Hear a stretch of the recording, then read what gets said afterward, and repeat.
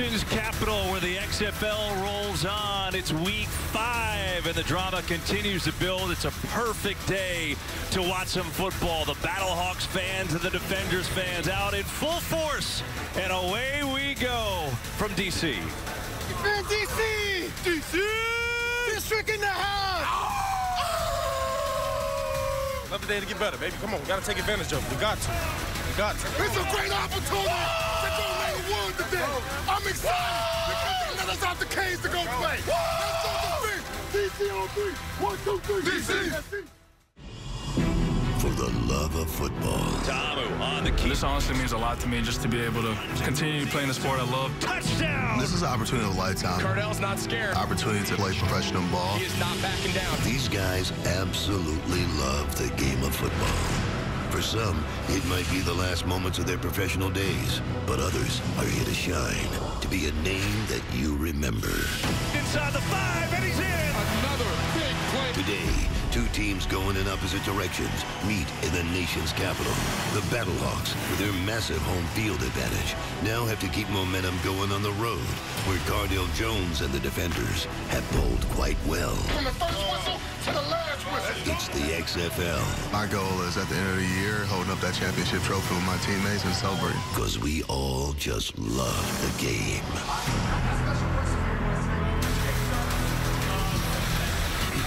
And here come the DC Defenders on their home turf. Boy, they're happy to be back. It's the XFL on FS1, the BattleHawks and the Defenders this afternoon. And here's what is at stake as we take a look to the East standings. St. Louis has been maybe the best team in the league, at least right behind Houston. They're 3-1. The Guardians have really caught fire now. You see, they're right in the mix. So for DC, this is a big game trying to keep pace with the frontrunners in the East Division. As we welcome you to the broadcast booth. That's right. Good to see you on a Sunday afternoon. My partner, you know him, 3-time Pro Bowl tight end, Greg Olsen, and I'm Kevin Burkhardt. And so let's start with St. Louis, Greg. They've been terrific. Only 1 loss on the year. That was a game we did to Houston. Probably should have won the game. A couple of turnovers doomed them there. But the bottom line is they have turned into an RPO offensive machine led by their quarterback, Jordan Ta'amu. They have. St. Louis, they have a little bit of a different approach here in this XFL offensive world, and they don't shy away from it. They are a run-first team. They got 3 great backs. But as you said, it all starts with their quarterback, Jordan Ta'amu. They come at you from so many different directions. Here, just a simple zone read, RPO style play to Matt Jones, big chunk play. You know, they can, again, the next time he ends up pulling the ball to try to make the throw on the RPO, defender takes the play around.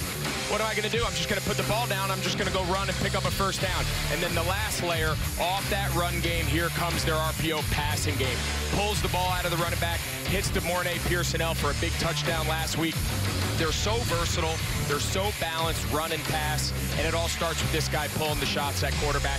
He's a special player. Yeah, coming off his best game of the year, he was the offense last week, and that's why St. Louis is 3-1. Meanwhile, for the Defenders, they got up to a great start. They won their first 2 games at home. They did everything right. They got the turnovers. They converted them to points. You see 29 points a game. Last 2 games were on the road, and quite honestly, they stunk. It was the total opposite of what happened the first 2 games. So you got 2 at home, great.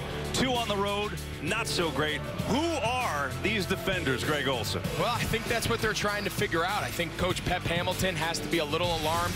They came storming out of the gates. I remember we had them a few weeks back, and we're saying, is this the best team in the league? And then after the last 2 games, we say, they could be the worst team in the league. I think today, against a really good St. Louis team, they're going to find out, we're all going to find out, who are the DC Defenders, and I'm looking forward to seeing them match up today for what should be a great game. Back home, I know they feel good about that. At least their head coach does, Pep Hamilton, because he's now with the 3rd member of our team, as usual, Jenny Taft.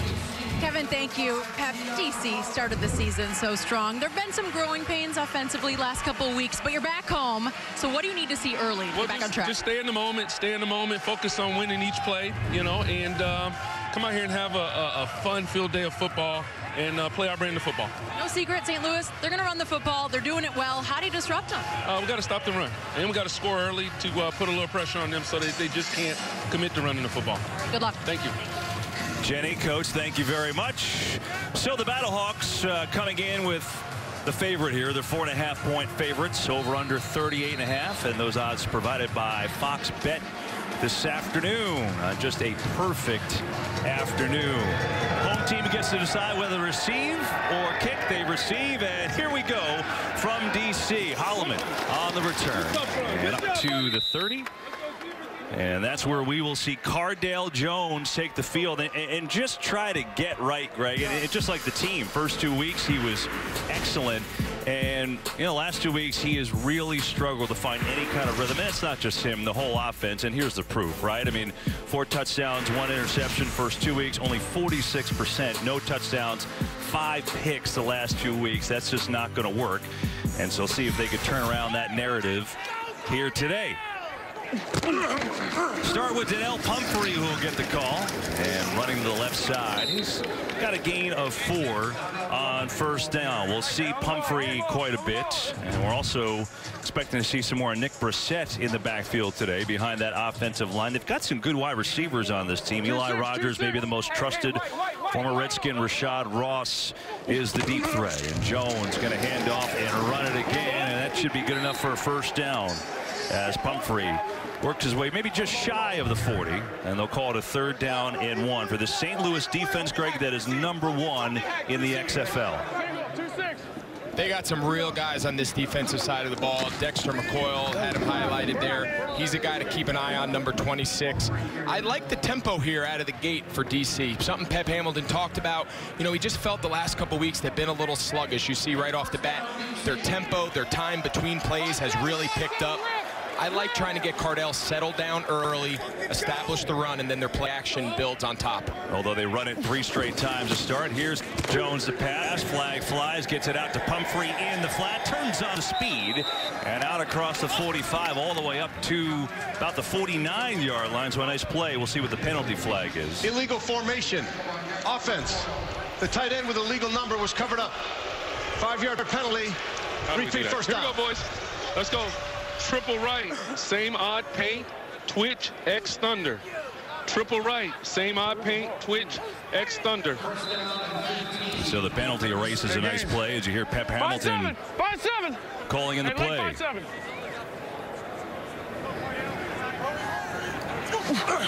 4 wide receivers. Jones, quarterback run, and that's going to go nowhere. Was that a design play? No, that wasn't. Odd paint is a very common term used by most teams to simulate some sort of odd being to the left. Paint is kind of in the draw family. You know, it's kind of just a play on the words.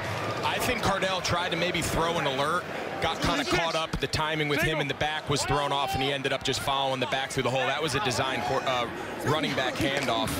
Here is the running back. Terrell Presley gets his first carry of the day, and he's got 4 yards out to the 40. Let's listen in on 3rd down what the call is.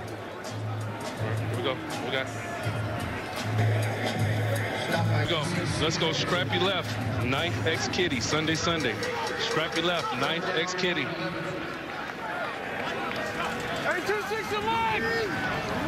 So X-Kitty looking on the down here. This could convert to a fade on the bottom of the screen. But if he gets off coverage, he's running a comeback. This is going to convert to a fade. He's going to work the top. Tried to go there, didn't work. He was intended for DeAndre Tompkins, and the first pass goes incomplete. Yeah, and that's what Pep talked about. Pep Hamilton, the head coach here, just said about finding our rhythm early. You know, you come out, you establish the run, you get 3 good runs for a first down. Then on the start the next set of plays, you throw a great swing pass, pick up another first down, but you line up illegal, you cover up an eligible player. Next thing you know, it's 1st and 15, and you know, right now offensively they're not good enough to overcome that consistently. Those are the mistakes, those are the struggles this offense has had these past 2 weeks. Nice wander to punt it away. Close to getting partially blocked. Pearson L, dangerous, back on the receiving end with space out across the 30. And he's hit out of bounds at about the 32. And that's where we will see St. Louis on offense for the first time behind their dynamic quarterback, Jordan Ta'amu, only 22 years old. And boy, you feel like there's a lot more to come for him. Just scratching the surface. Started out at New Mexico Military, went to Ole Miss, and started a full season his senior year. Put up good numbers. Speaking of good numbers, that's what he's putting up here in this league. 75% completion rate. That is #1 in the XFL. This is a running team. Make no mistake about it. And he leads the way. And Matt Jones starts the game at tailback. 180. That's it. On the fake. Ta'amu looking to throw, looking to go deep, going deep. He will. Looking for Washington, and he overthrew him. Damian Washington had a step, and he could not connect. I like that start, though, right? All week, Chuck Long, he's telling everybody, Jordan Ta'amu, he's running the ball. Last week was a run fest with their big win over Seattle. First play, what do? They go play action. They try to take a shot deep. Back these defenders off the ball. I just love that start, that aggressive play here. First play of the game from the BattleHawks offense. Fake to Jones. Ta'amu in some trouble, being pressured now. And Ta'amu dragged down up at the 35-yard line. Pretty good pursuit that time from Raheem Moore out of the free safety spot to prevent a big gain.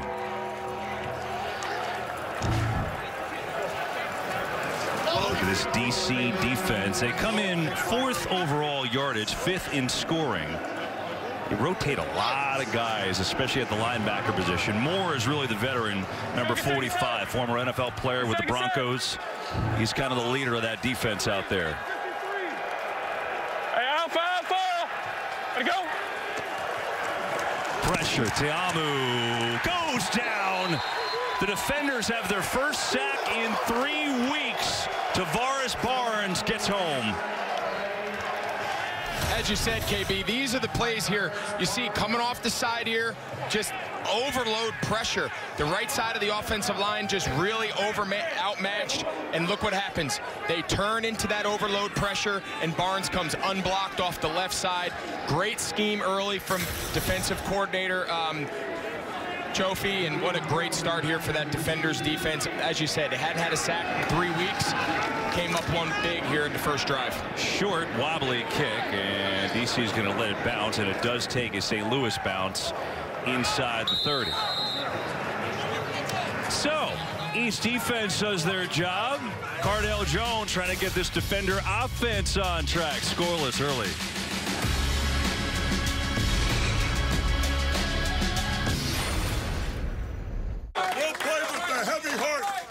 He played with a heavy heart, and I am very proud of his all the way. And I love you. My Gator brother, what's up?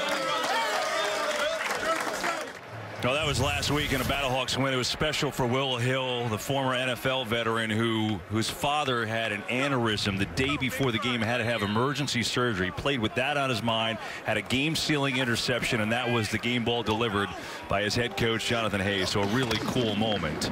As they go on the little jet sweep action, they're going to get it to Rodgers.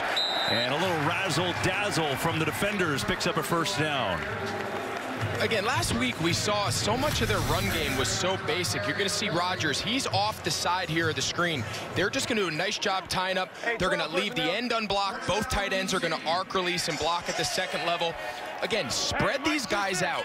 Something Pep Hamilton acknowledged. Just last week they were so conservative, kind of played in a box. Much better start with the run game. Tompkins comes in motion. It's Pumphrey up the middle, and he's got a short gain. Casey Sales was in on the tackle.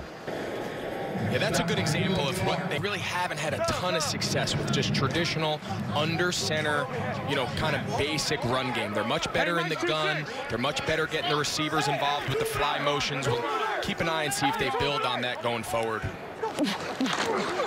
Second down, it's Pumphrey. And back to the line of scrimmage. Well, on that, they don't have a big bruising back, really. You know, Pumphrey is more of a, you know, kind of a Darren Sproles type, if you will. And that's why we kind of thought maybe, and we might, Nick Brissett, kind of a little bit bigger back. Maybe he gets a little bit more of a role. You see Presley coming in right now. And they put Presley in the slot on a 3rd down and 8. 8 runs and only 1 pass so far for the defenders.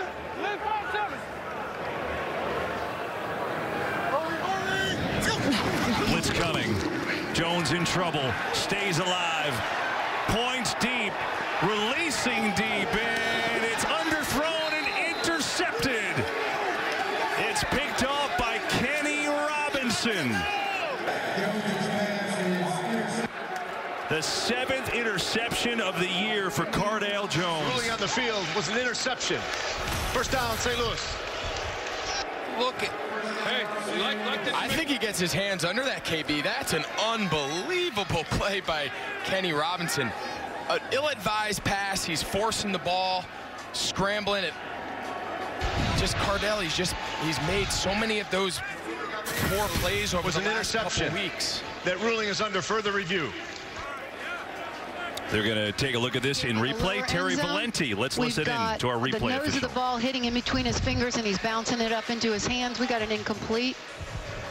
Okay, so Terry, after further review, the ruling on the field is an incomplete pass. It'll be second down. Okay, great. However, not enough to change. We were looking at whether the ball hit the ground inside of his hands, and using an end zone shot, we've got not enough to show whether it did or didn't. Got his hands on it pretty quickly. We're going to let this one stand. The turnover will stand. So after further review, the ruling on the field of interception stands. Correct. That will be great. After further review, the ruling on the field of interception stands. First down, St. Louis. So there you go, the second interception of the year for Kenny Robinson. And meanwhile, Cardell Jones's troubles continue as Tyree Jackson has started to warm up, the backup quarterback for DC. Don't know if that's just getting loose or if there's something to that. That's something to keep an eye on. You just poor decisions just lead to your play caller losing faith in you. You can tell they've gotten off to a really conservative start. As you said, 8 of the first 9 plays were run plays. Cardell's got to throw that ball out of bounds, live to play another snap. On first down, Matt Jones, second leading rusher in the XFL with a big hole out across midfield into defenders' territory. 21 yards from Matt Jones. In the open, we talked about they are not shy. They are a run-first team. You see him cause a little misdirection here with the zip motion. It's just a single back. They pull the backside guard, and he just hits that downhill and fast. And Matt Jones, when he can get his shoulder square and hit the ground, hit the hole flat, he is super electric with the ball. Here's Keith Ford. They've got 3 backs who they really trust. Ford had a touchdown last week, and they kind of have plays for each of them. Something interesting listening to Coach Chuck Long yesterday. He said he learned this from Barry Sanders. He said, I'm going to get my best player in for their best play. And I just think that describes this BattleHawks team so well. 3 great running backs, and obviously Jordan Ta'amu, what he's able to do, both run and pass. Got an injured player for DC. It might be Elijah Campbell, the cornerback. I think that's who it is. He's a starting quarterback for this DC team, and they tend to him.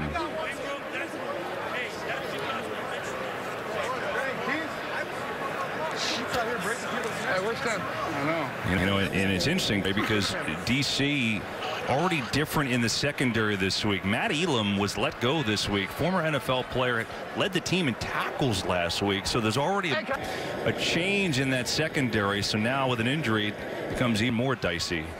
Well, we have this time, and while they tend to Campbell, hopefully he's okay. We just saw Kenny Robinson with a big play the other way. Jenny Taft has him.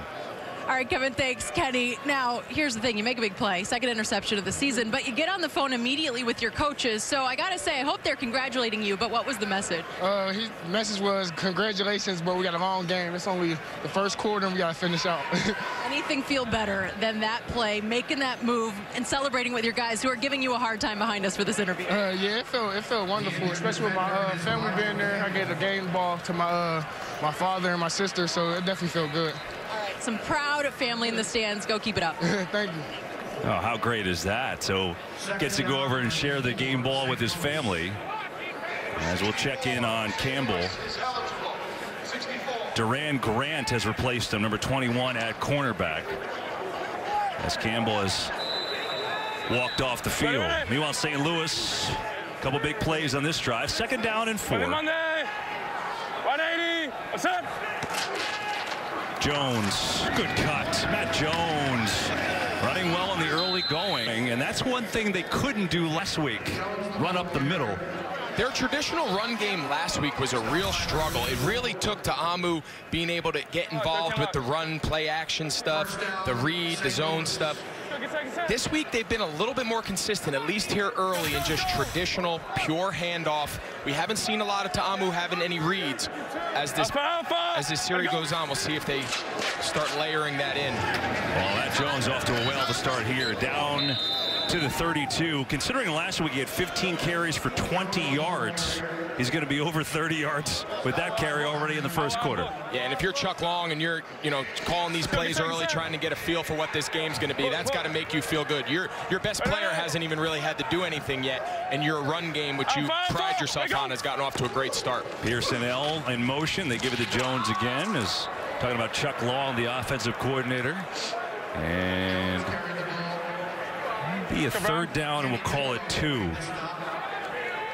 To get an injured player. That's the center, Brian Folkerts. Jordan Ta'amu was just raving about him the other day, about what a great player he's been for them. Yeah, I played with Brian for a few years in Carolina.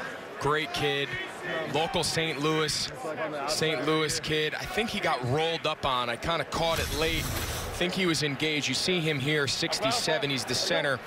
They just go zone to the left, and watch here at the end. The pile, and he gets bent back by the defender he was blocking. You just got to hope he was able to get his leg out of there. Yeah, I'm not sure. He's a tough kid. Just got to hope that he's all right. Looks like they're looking at his ankle.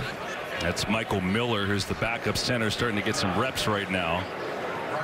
The previous 2 plays, Michael Miller, who you just referenced, their backup center, he came in first down. He was the tight end in a wing formation. The next play, they actually brought him into the backfield in like an orbit motion, and he settled right off of Ta'amu's hip as kind of an offset back, and hey, it's Miller time, led the back. He's pretty athletic. They feel good about him, but Folkerts is the leader of that group up front. He sets the tone. He calls the plays. They got to hope he's okay. They continue to work on Brian Folkerts. Injury timeout from DC. Scoreless game. Well, there is the new center, Michael Miller, with Brian Folkerts going out with an injury. As Jenny Taft reminded us during the break, how wild is it that Folkerts actually coached Miller? They both are Washburn graduates. So his replacement was coached. It's a protege. So Miller in there now. Kristen Michael in the game at tailback for the first time, and he gets it. And Michael's got himself a first down. And Greg, it's a little different today. We talked coming on about the RPOs. Right now, they're just going from full steam ahead and getting big yards. They're just challenging DC right now. They're saying, we're going to run right at you. Can you stop us? And right now, the St. Louis offensive line is doing a great job controlling the front of DC. And there's no RPO. There's no zone read. Right now, it's just been downhill traditional run game. I'll even. Alpha. Ready, go. 1st and 10. Michael bounces outside, makes something happen. Kristen Michael inside the 15, all the way down to the 11. He's got a first down and a gain of 15. Something Louis Chaffee, the coordinator of the defenders, mentioned. We got to take away what they do best. Well, wow, look at that catch. Back first couple snaps of the new center there, Miller. Thankfully, his quarterback's a great athlete. But what I was saying before is the D coordinator of the defenders, Louis Chaffee, said we got to take away what they do best. This is a little concerning. You knew coming in that they were a run-first team. They've got to stiffen up here on defense. This team, as Greg told you, they just run it, and they are not ashamed of it. 59% of their plays they run.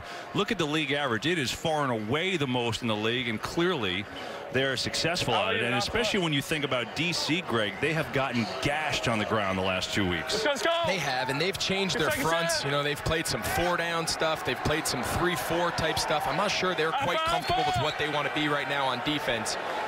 I think they caused somebody here to false start. 64. 5-yard penalty, still 2nd down. That is the new center that we talked about, Michael Miller.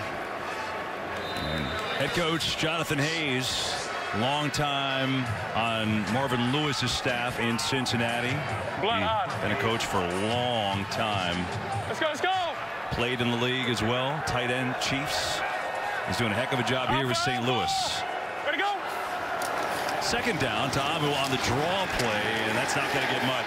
Well defended that time. Elijah Qualls came in on the stop. It'll be a 3rd and long. Yeah, Qualls, Sprinkle. They got some big interior guys on this defender's defense, but like I was saying earlier, they're kind of moving them all over. They're playing some 4-down fronts. You see here, They're bringing in kind of a pass rush specialist, Anthony Johnson, who they acquired earlier in the season to kind of just be a one-dimensional player right now for them. But, you know, they're not quite sure what they want this front to be. As the game goes on, hopefully they'll figure it out a little bit and try to hold up against this run-first attack.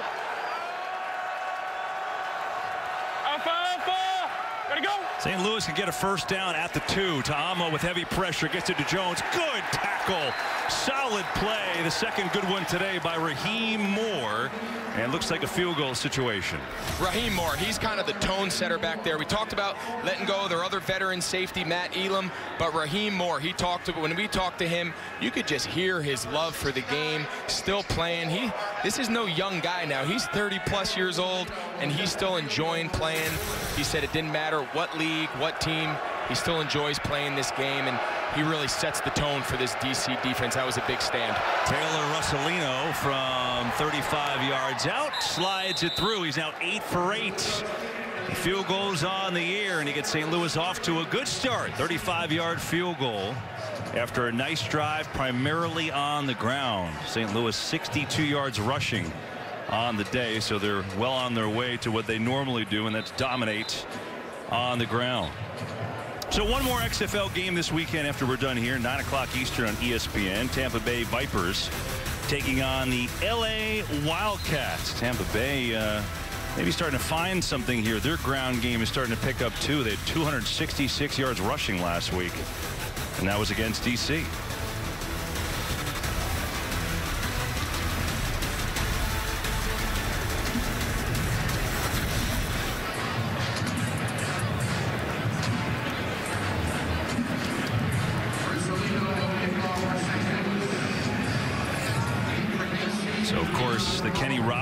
Interception got that going for St. Louis. 11 plays, 53 yards, and the field goal, and so they're on the board. Who's coming in at quarterback? I think this is going to be a very telling drive here. Not only who plays quarterback. Oh boy. Didn't reach the 20. It did not, and that means on the 45 you go. The ball bounced before the 20-yard line. By rule, the ball will be placed 15 yards from where it was originally kicked. First down. So that's a big momentum shift, and we've got a new quarterback. Cardell Jones will take a seat, and here's Tyree Jackson, who is enormous, 6'7". He was the MAC MVP and Offensive Player of the Year playing at Buffalo in 2018. And look, you know, he got some reps at the end of last week's game. It was out of hand, and he was warming up earlier. And the way Cardell Jones has started with the interception, hey, listen, we'll see if this is his show the rest of the way or just a series. This is a very interesting early move here by Pep Hamilton. His team's going to have to respond well. Hurry, Presley on the carry. You know, I think, KB, I think it's going to be real telling, right? Coming out of this drive, regardless of who was going to be at quarterback, whether they stuck with Cardell or they moved to Tyree Jackson, I think the plays that he calls are going to be very telling of his confidence right now at the quarterback position, regardless of which guy. Is he going to allow the guy to come out and throw the ball and try to find a rhythm? Or they, as he started the game with Cardell, run after run after run. Play calls are very telling. Another run here. Presley gets to the edge, has some space, has a first down. Well, they're going to continue to establish this run. It's just an off tackle here. The strong side, the tight end is off to the right. You'll see they pull the backside guard and the front side guard. It gives him two bodies out in front. Presley's got a little more wiggle to him. He's very good in space. Getting him on the perimeter is where this DC defender's run game wants to be. Pick up a first, give it to Presley again, and look at the big seam. Presley, room to run inside the 15 and down to the 10. Yeah, this is the style of run game that they want to be, right? We talked last week, they kind of struggled. They didn't know inside zone, kind of hitting their heads on the wall. He's got a nice little wiggle. He's got great feel. He is a tackle box and out to the sideline type of a runner. He finds space and he hits it. He can put his foot in the ground. Two really good. Nothing better being a young quarterback coming in on your first real action, getting off to a good start with the run game. Here he'll keep it, trying to get to the edge and bounces inside the 10. So think about the mistakes, right? St. Louis got the interception, goes down, field goal, but then Russolino fails to get it to the 20. the defenders take over on the St. Louis 45, and now they're on the move. Yeah, those special teams turnovers and special teams errors, they can flip a game on its head really quick, and we're seeing that unfold right in front of us here.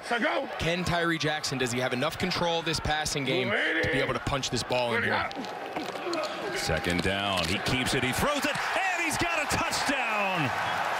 Tyree Jackson hits Kari Lee for 6.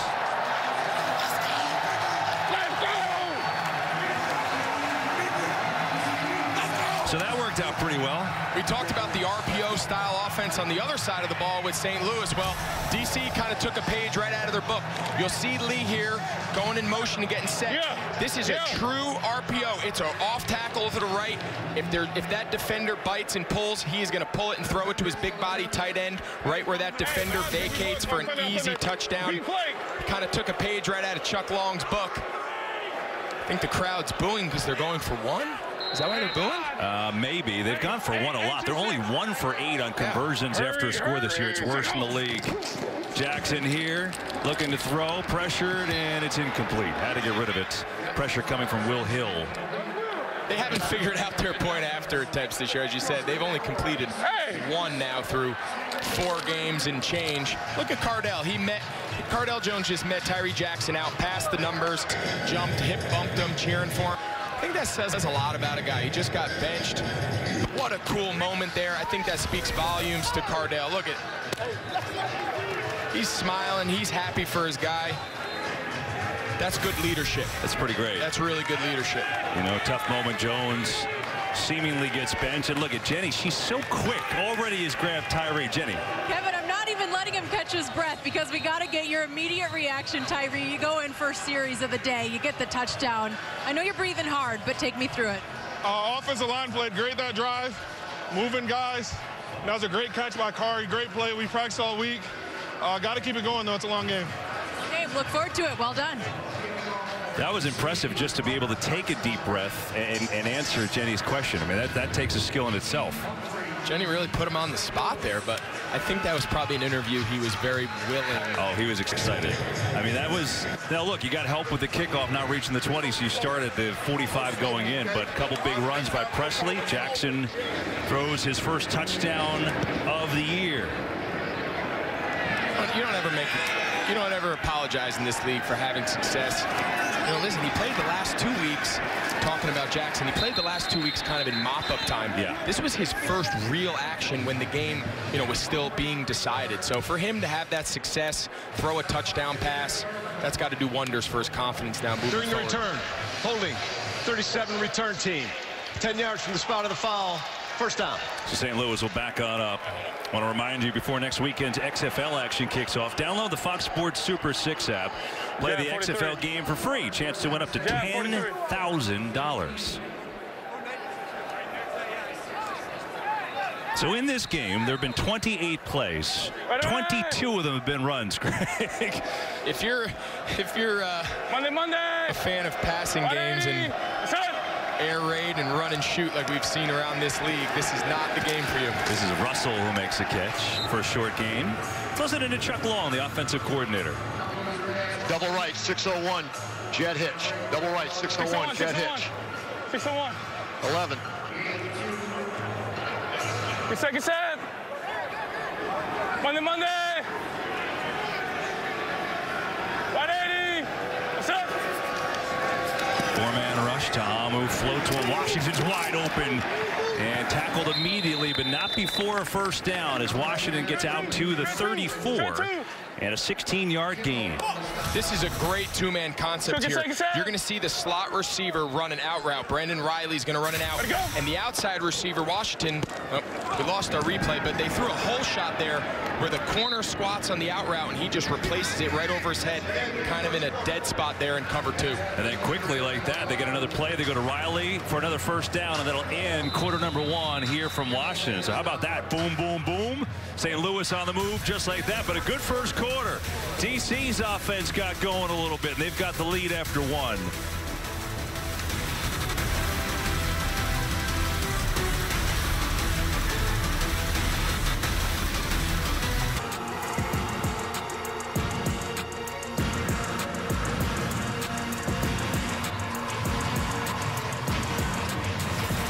Great look at the Monument here in Washington, D.C. after one quarter. Stats brought to you by Fox Bet. And D.C. needed a touchdown. They finally got one. The offense has been quiet. They made a quarterback switch. This game has been all about running the football for both sides, really. That's been the story, although Tyree Jackson came in and had a touchdown pass to Corey Lee. As Cardell Jones was put on the bench. And we'll see if this is the rest of the game. But the way it started, you would...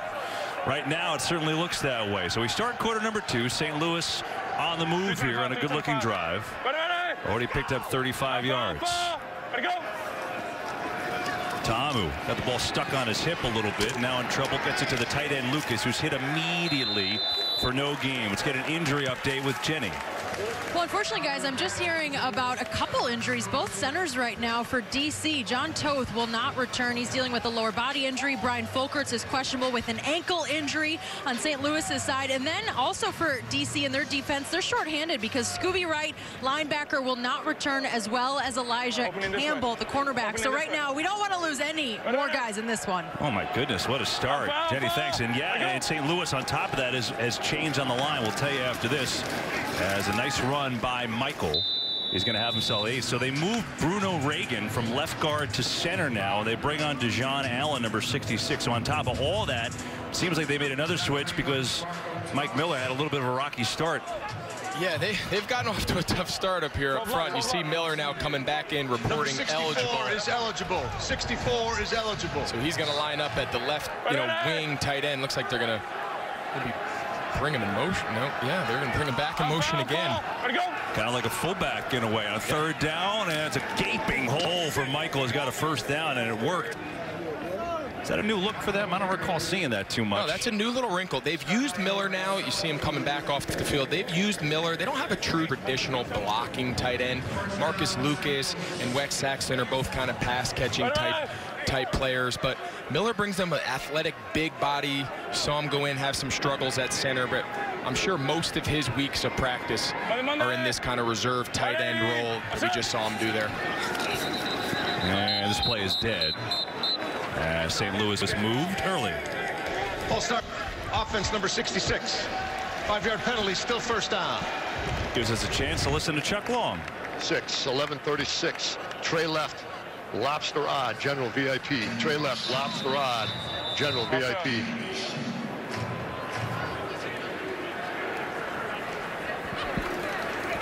Ready. Ready, go. Give to Ford, running left and not much there. So it's interesting talking to Chuck Long. There's a pressure to get the play in with a 20-second play clock. And watch his hands. Explain after the call. All right, let's go. Double left, 702 X dig. Double left, 702 X dig. So Greg, he told us that there's 2 buttons in his hand. See the red button? See, it's right there. Ready. He said one button goes to the players, the other to the coaches. And he said, I press the wrong button sometimes. He said sometimes he's thinking to the coaches and he hits the wrong button, and he's telling the coaches what he wants to tell Jordan, and Jordan's saying, hey, coach, you're talking to me. I got you. Here's Michael, who makes a good move, and is going to be about a yard short of a first down. So Chuck Long, is he pressing the right button? Certainly, so far it seems so. We likened it to saying, you get an email from a group of people and you kind of reply all by mistake, and too many people hear what you have to say. He said it happens to him a lot. He doesn't intend always for Jordan to hear what he says. Eligible. 64 is eligible. But he said Jordan's a pro and he understands. He's just coaching him hard. But we got a good chuckle out of that. Third down and 1. Straight give. Matt Jones, first down and then some. Too easy for Matt Jones, who's inside the 20. Yeah, they bring in Michael Miller again. He reports eligible. He plays at tight end. That time they do line up 85 Marcus Lucas on his hip. Watch them just cave this side down. And now you're one-on-one with a corner. Durant Grant has no chance of tackling a back like Matt Jones in space. It's how the play's designed. Make the tackle, be the run support, and let's block the box. Great job there by both Marcus Lucas and backup center / tight end Michael Miller. He stays in the game, and Jones gets the carry again for a short game. Something we asked Chuck Long, we said, how tempting is it for you to continue to expand this package. You know, you have so many different looks. We touched on in the open. 601, Jet 8, Y Poco. Hear the play call there. 601, Jet 8, Y Poco.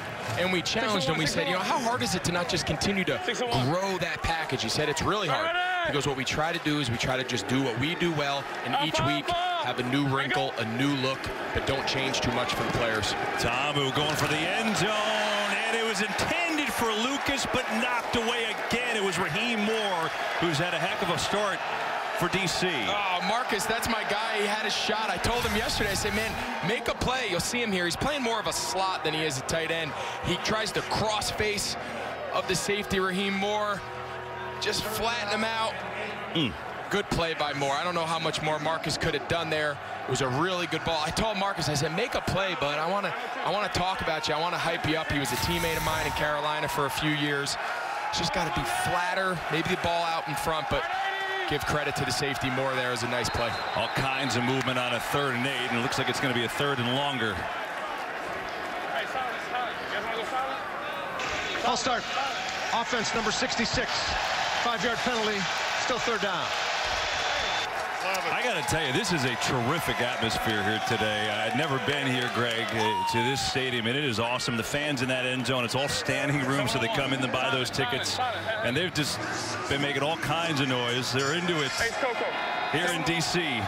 We've been around this league now for 5 weeks, and this is as good an atmosphere, as you said, this is as good an atmosphere as we've seen in all of our travels so far. Blitz coming, 3rd and long to Amu, incomplete.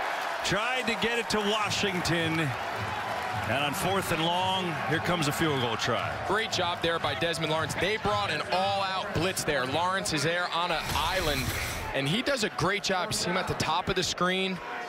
He's inside leverage.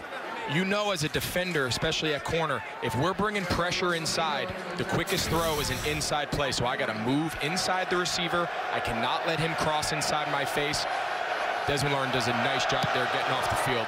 Russolino continues his outstanding season, now 9 for 9.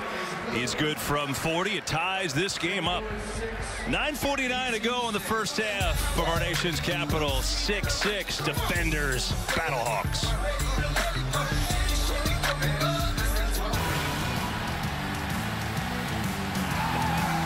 Yeah, it's been a good atmosphere here this afternoon in D.C. and a fun start. Oh, the beer snake is building. That's what happens here. That's what happened. It's kind of a new tradition, so it's got a way to go. That was from a couple weeks ago. It's in the early infant stages. It's only the 2nd quarter, and it's a 6-6 game. And there's been all kinds of intrigue and injuries early on in this game. This has been awesome. I mean, what a great environment, great day. I know we're enjoying it. The fans are enjoying it.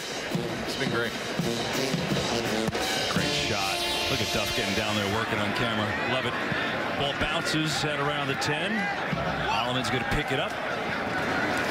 And good return out near the 35-yard line from Dion Holloman. So we got a new quarterback. We said that last time. And a new center, John Toth. Jenny told us is hurt. Listen to a conversation with Tyree Jackson. I said stay in the gun if you're in. No under center. Why? This gun's easy money. Yeah. You know what I'm saying?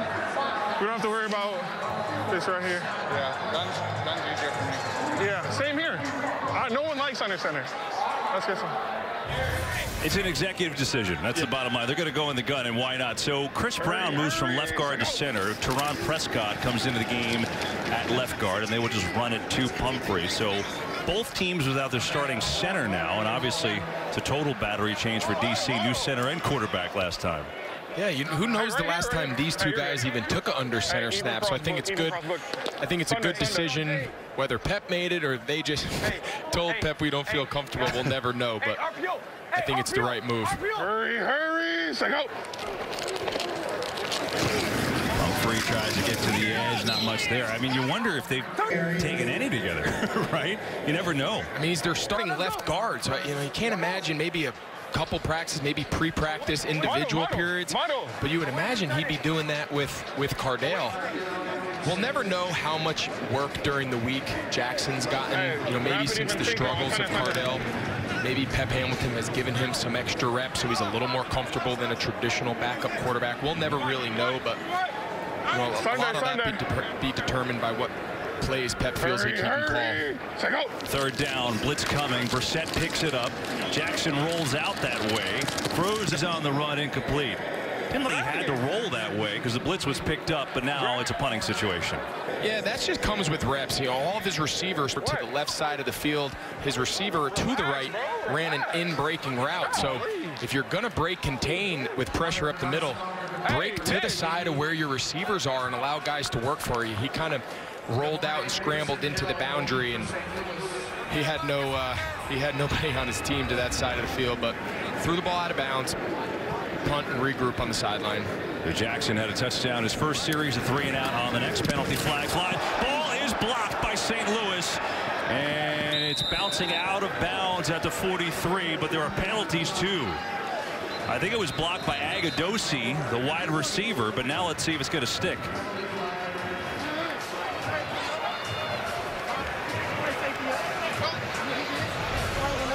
Taking out of that. John O'Neill, our referee. Wait, offense, we're not offense. What number?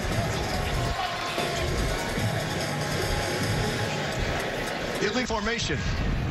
Kicking team number 52. That penalty will be added on to the end of the kick. First down, St. Louis. So Carlton Agadosi gets in and delivers with a punt block and then a penalty to boot. They called the penalty here on 52. You see him at left tackle, Jonathan Celestin. He's actually who got run over. Watch him. He's set, and he just long arms him. He almost looks like a defensive lineman rushing the passer. That was really impressive for a wideout. He just ran him over. 26. Celestin didn't have a chance there. Had a penalty and had a tough blocking assignment there. Now the BattleHawks in business, and hang on one more second. Offense number 66. 5-yard penalty, still first down. I'll tell you one thing, Michael Miller's going to get his cardio in today. Number 64 just checked in again. He has probably run more times back and forth from the sideline than ever before. This is the 4th position he's played today. He's now in at left guard. So Dejon Allen just came out. Let's go down to Jenny Taft. Don't worry, Kevin. All of Carlton's teammates just came over to make sure he was looking good for this interview. So he's going to do it. Carlton, you set your team up for great field position. Coach Hayes just had some words with you. What did he share? He just told me good job and keep it going. I'm not even going to lie. I knew I was going to block the punt earlier this week watching them on film, and I just executed. How do you continue to build on this momentum, this group? You just keep it going, keep the energy up. When you work for something, you can relax because you already know you're prepared for it. So I might just go out there and keep balling. All right, thank you. Lawrence. How about that, Greg? How about the fact, oh, I saw it on film. I knew I was going to block the punt. But anytime a special teams, you ask a special teams player or a special teams coach if they have a return or a block or anything, they always knew all week. That's kind of the running line. But I'll tell you what, that was an impressive pass rush by him. You saw him 6'6", 220, wide receiver out of Rutgers. He almost looks like he played D-end in college. He's a big, strong guy, and Celestin had his hands full. Third and long, blitz coming. Tamu feels the pressure. Flag flies, incomplete. Try to get it to Pearsonell. That might be a hole too, and it is.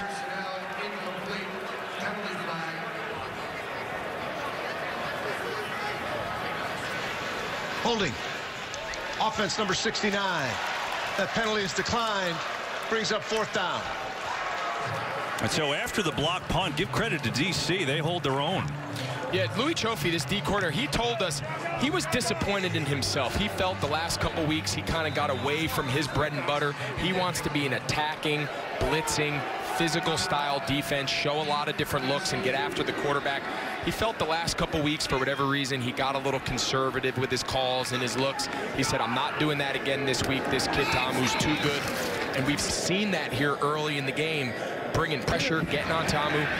Tamu's had a little bit of struggles here in the passing game to start out, and I think a lot of that is credit to this defender's defense. Well, it's a terrible punt by Marquette King because it goes in the end zone in this league. Essentially, that equates to a 4-yard punt.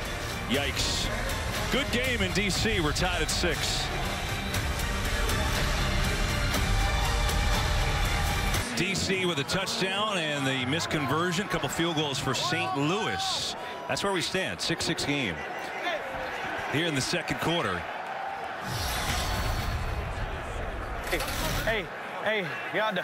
Hey, RPO. Hey, RPO. RPO. Hey, yo. Hey, yo. Hey, I see y'all, D-line. I see y'all. Get up, T. Get up, T.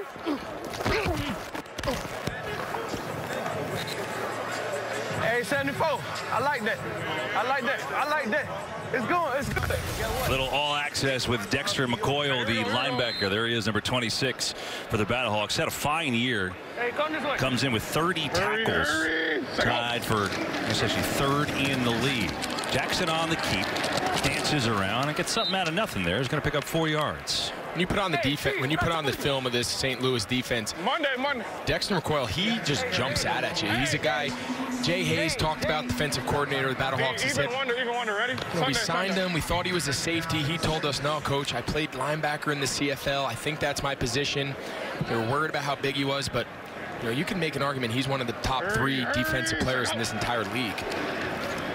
No doubt. Jackson with some time now running for his life. And again, he looked like there was nothing there, but he puts his shoulders down, and I think he's got the first down. He does. Hey, Muddle. He's just big enough and just athletic enough that they're having a hard time tackling him in space. I mean, I don't think anyone's going to mistake him for Lamar Jackson, but I'll tell you what, he's effective. This is something this St. Louis team last week against Seattle, they were stuffing them. This defense was controlling the game. Seattle made a quarterback change, and they brought in a quarterback, Daniels, who really ran and changed the tempo of the game, and it was something they struggled with. I'm not sure Jackson is that sort of player, but even plays like that, getting big first downs, really changed the look of this defender's offense. Oh, little flea flicker. Jackson going to get it over in the flat to Lee, the tight end, and well, it looked like a lot, but it really was a little. Let's listen to Pep Hamilton. Tiger. Hey. Under firm left Z flow, even Wiz both arc. Under firm left Z flow, even Wiz both arc. Tiger. Hey. Z flow, both arc, even Wiz on Sunday. Hey, white left. Sunday. In the box. Hurry. Give Rodgers, gets a block, and then the speed. Eli Rogers has a first down. It's the second time they've run this play. They put both tight ends here to the left. They arc. They say, we're not going to block the defensive end. Rodgers is fast enough to hit that on the stride, get 2 big bodies out in front to block second level. Great job there by Hayward and Lee, the 2 tight ends. Saw Lee catch the earlier touchdown pass. Now he's doing it on the run game. That's been a successful play for them. They've run it now twice. Expect to see more of that as the game unfolds. Presley. Nope, it's going to be kept by Jackson. Nice fake. Fake me out too, and another positive game. So you talk about his size. He's not like a prototypical runner, but he's really getting chunks right now. He's got 8 more there. He is, and he's deceptively fast. We just talked about it a minute ago. I think the tight end might want to have this one back. Garvin is his guy. I don't know why he ran right by him. But Jackson, again, he's a long leg, big body, but he's a smooth runner. Garvin has him in the hole. He's unblocked, but he does a great job making him miss. It's an element of this offense that Cardell Jones does not bring to them. And you can understand why Pep Hamilton felt they needed to make a change at the quarterback position. Got 4 carries for 20 yards so far. He'll hand it off. Presley will do the work, dancing forward. And I don't think he got the first down, so it'll be a 3rd down and less than a yard. Let's go. Zebra. Here we go. I got double right hop. Odd whiz book, Y arc, X smoke. Double right hop. Odd whiz book, Y arc, X smoke. Here we go. Double right hop. Don't be surprised if we see another jet sweep here. Hey, short. See Rodgers down here in the slot. Hurry. 3rd and less than 1. They're just going to hand to Presley, and he's got it.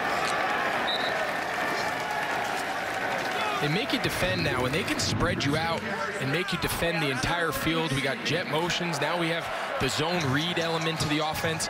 This is a much different style looking offense than we've seen the last couple weeks when they've really struggled.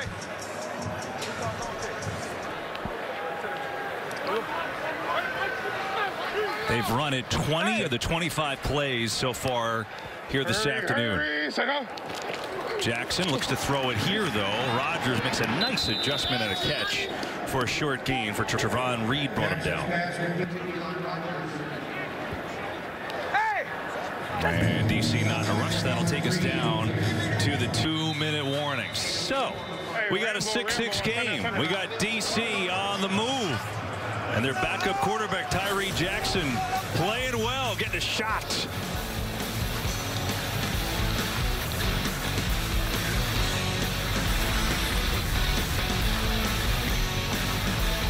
Score, and the defenders on the move.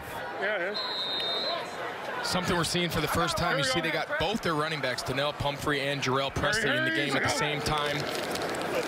Get it to Pumphrey. He's looking to pass, doesn't see it, takes off and run. You can pass it twice if it's behind the line of scrimmage the first time, and it looked like he was trying it. It was. He was trying to throw a double pass there to the top of the screen to DeAndre Tompkins, #1. But give credit to Marquez White, number 27, the corner of St. Louis. His eyes were on his receiver. He did not look in the backfield at the initial pass. I like Pep kind of changing it up a little bit there. Gave a new wrinkle with the 2 running back look. Tried to hit him on the trick play with the double pass, but St. Louis is a very disciplined, sound defense. Play clock expiring. They get it off. They do a draw on 3rd and long to Presley.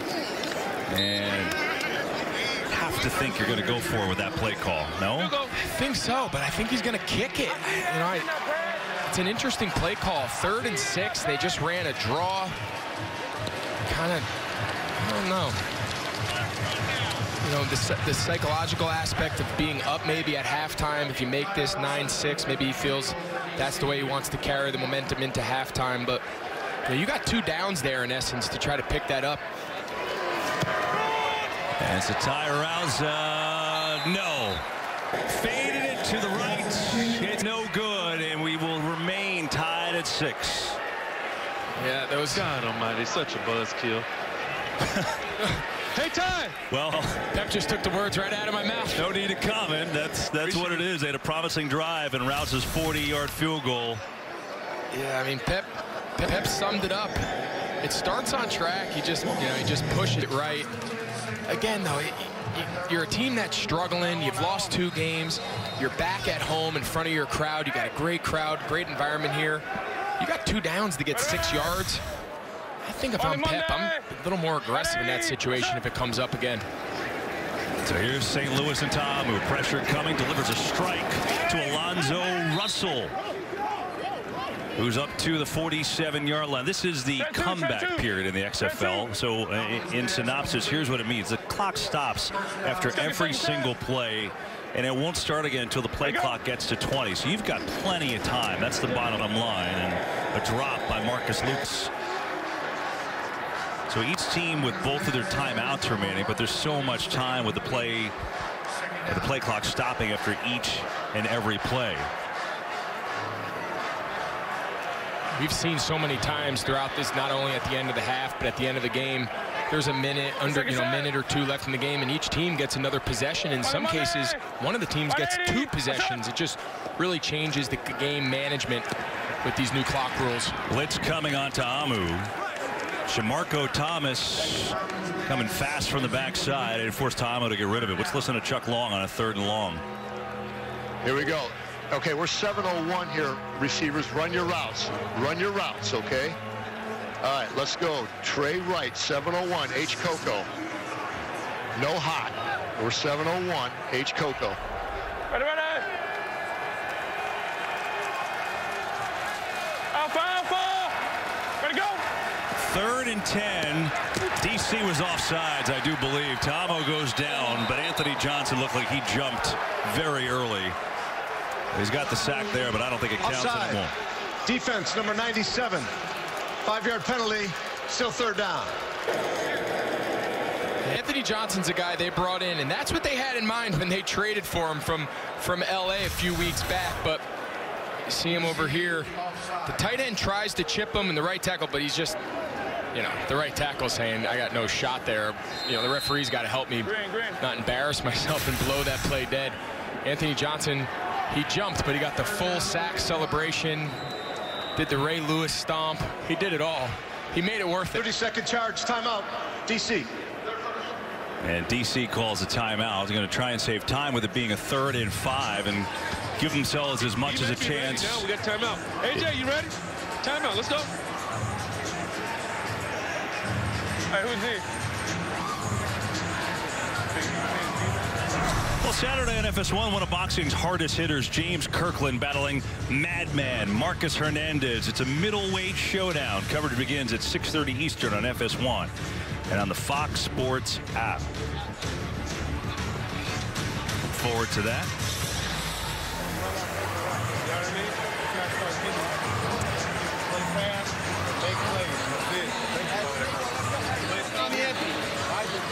Hey, so you lock or fullback?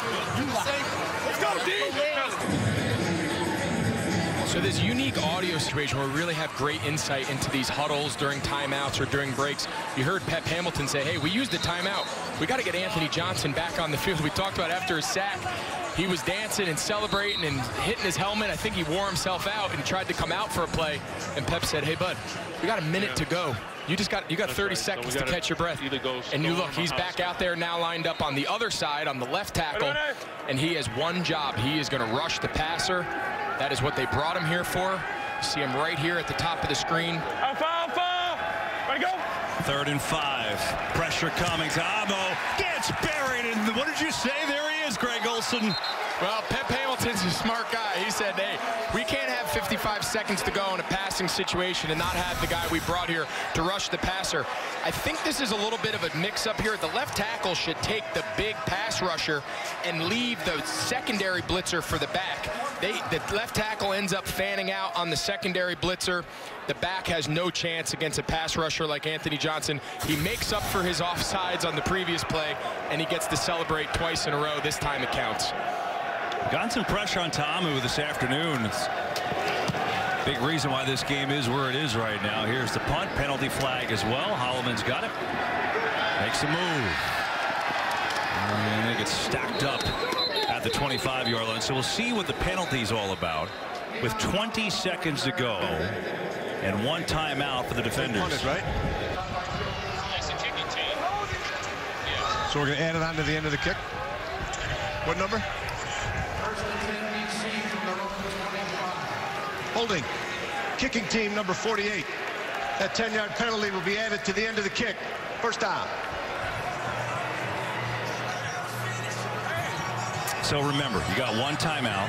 The clock stops after every single play here. Realistically, I mean, they're at the 25. They're going to move it up to the 35. You're going to need at least 25 yards to have a shot at a field goal here. Yeah, but again, as you mentioned, these timing rules, this by no means is a take a knee and go into the locker room tied up 6-6. I think if you're Pep Hamilton, let's try to get something going here. Let's let this big old quarterback with a big arm maybe throw it a few times, get a couple chunk plays, and give your kicker a chance at redemption from the previous miss. They run it again. They've thrown the ball 6 times.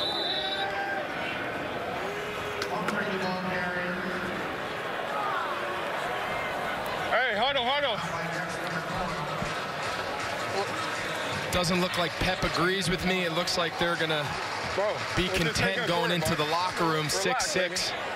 Come on, baby, stay positive. You gotta be better. I know, just stay positive. I know. It's surprising to give up 20 seconds. And you hear the guys in the huddle there asking Tyree, why aren't we trying to go for it? I think there was a little frustration there in the huddle, and Tyree said, hey, let's stay positive. We got a whole second half to go. 6-6 at the half. Let's go down to Jenny Taft. Well, Kevin, you know what Anthony just told me, and he did say this before the game. He said, I told you be ready. I'll never forget when Pep said, you told us you have one job, to disrupt the QB. You did that. How does the defense continue to to build off that momentum. At the end of the day, it's all about momentum, just like you stated. We just got to keep working as a group, stay together, stay composed, and go out and continue the job at hand. How good does it feel to have a tie game going to the break, considering the way the last 2 weeks have gone for you guys? Let me tell you something. Right now, the scoreboard is 0-0 to us. So as a defense, we're going to keep coming out there, giving the offense back the ball so they can have more opportunities to score. But other than that, I'm going to keep getting after that quarterback. All right, we'll be ready. Thank you, Jenny. Well, got the wink and everything, Jenny. I love it. That was awesome. Well, we had a lot going on in that first half, and the defense really reigning supreme for both teams. 6-6 your score at the break here from D.C. Defenders looking for a little momentum. St. Louis making an argument to be the best team in the XFL. We're tied at the break from our nation's capital.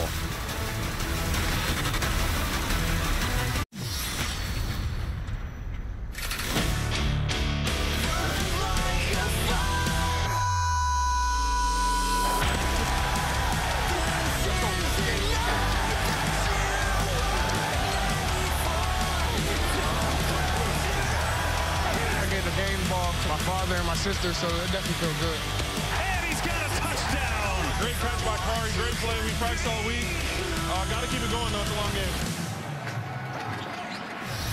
That was our game flow, brought to you by Progressive. In the first half stats, this has been a run-oriented defensive game, and you see the numbers leading to a 6-6 score right now at the break. We set for quarter number 3.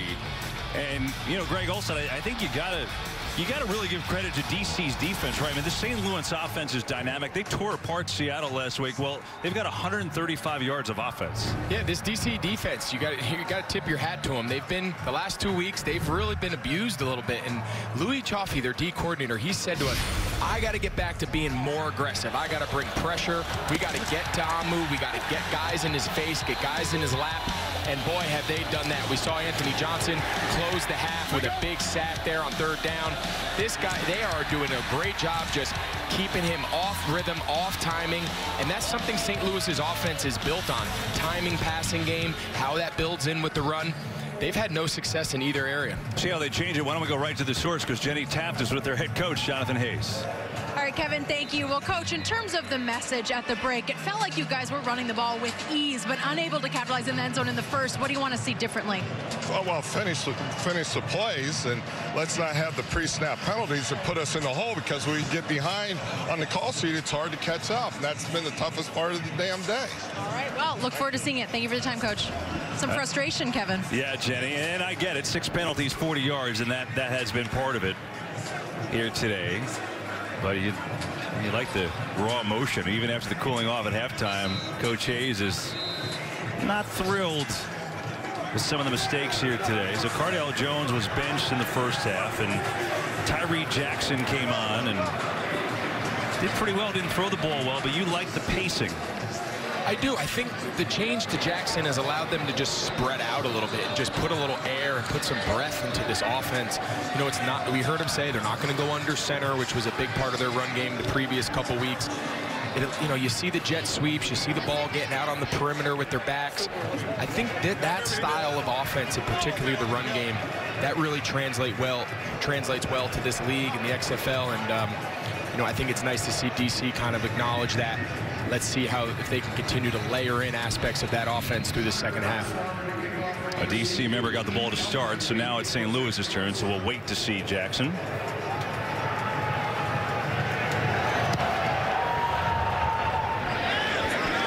Here is Mumphrey. Out across the 25 to the 28. Quarterback comparison in this one. If you want to see the ball aired out all over the place, this is not the game for you. Ta'amu, mostly that RPO stuff, hasn't done it a lot today, and he's been pressured a ton, sacked twice. Meanwhile, Tyree Jackson does have a touchdown pass, his first of the year. But he's only thrown it 4 times, so it's kind of hard to judge what he can do with that. What really jumps out to me, KB, is that 7 for 14. Ta'amu the entire season has just operated with such efficiencies, completion percentage. To be at 50% is very uncharacteristic of this offense, and particularly with Jordan at quarterback. I know some of it has to do with how the defense plays you, but this was an all RPO team last week. We saw, you know, that zone read stuff, all that. We've barely seen it today.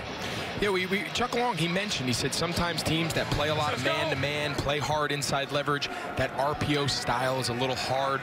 But with his ability to zone read and pull the ball, I still think there's some hay to be made. Get back to doing what you do well. Here he's sacked again and almost lost it. The third sack of the day for DC. Supeliano got it done. Again, we see this defense, they are just bringing it. You see he's lined up out here. He's a big body guy now to be lined up at the outside, 286 pounds. This is just a pure effort rush. He takes the right tackle, he runs the edge wide, and as Ta'amu breaks contain, he just doesn't give up on his rush. Nothing fancy, that's just effort, that's want to, and that's everything Pep Hamilton is trying to bring back to this entire team. Sorry, Greg. DC blitzes, Ta'amu sees it, escapes, looking to run, he's got a long way to go, and he's not going to get there. He's out to the 33, but he had to get to the 38 as Kinnell made the stop, and so a 3 and out as that DC defense continues to do the job. And when you're such a run-first team as St. Louis is, we heard Jonathan Hayes, the head coach of St. Louis, mention it to Jenny coming out of halftime, whether it's penalties or tackle for loss in the run game, or of course sacks. 3rd and long, 2nd and long, that's not what this St. Louis team is built for. That's not what they want to be in. And right now, DC has them on their heels, and they find themselves in a lot of those situations. Holloman.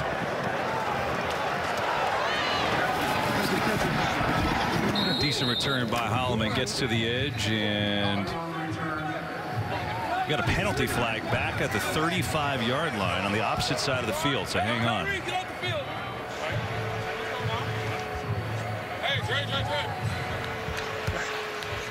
Talk on him right there. I need him. Illegal formation, kicking team. That 5-yard penalty will be added to the end of the kick. First down.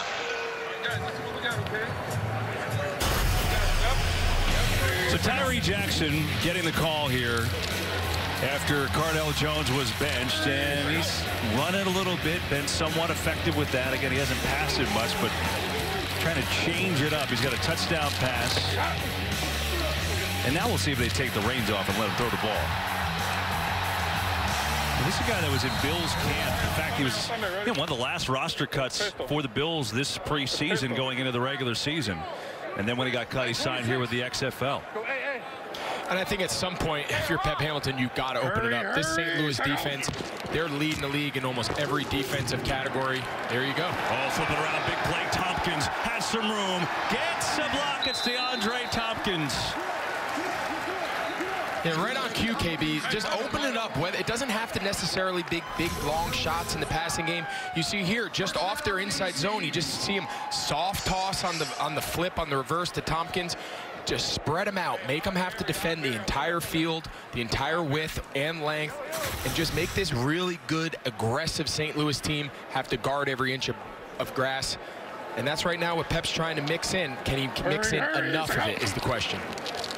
On the fake. Jackson being pressured. Still alive, and we got a penalty flag. At the line of scrimmage. Looks like, could you hold?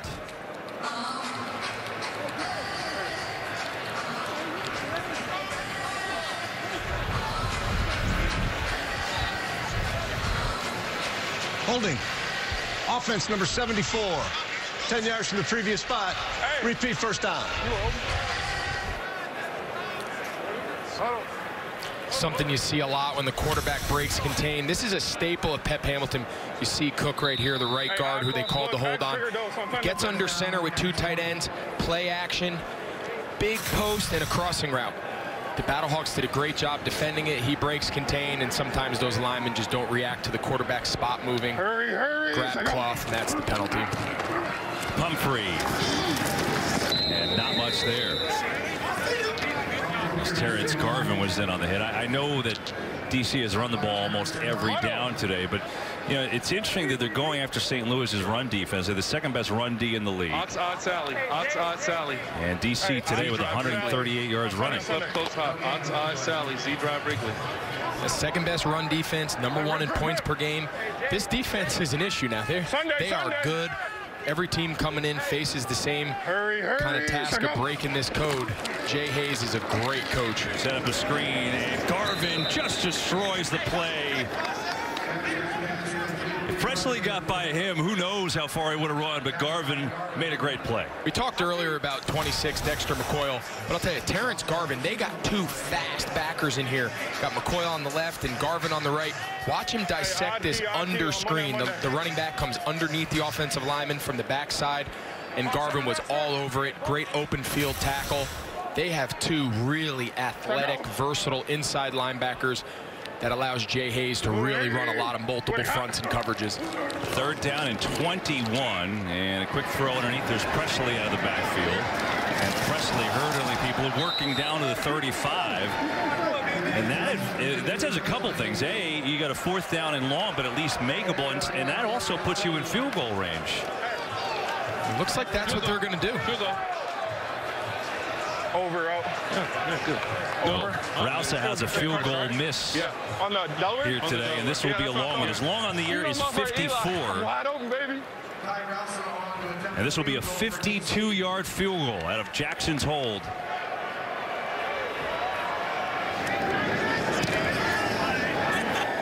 And this time, Rouse got it. He makes the adjustment from last time. He delivers from 52 yards out, and that play to Presley got him the field goal. Well, this run game is controlling things for Pep Hamilton. The field goal by Rousa gives him the lead.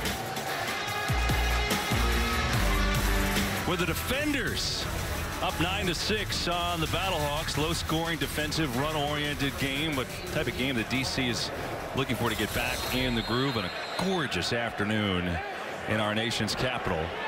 So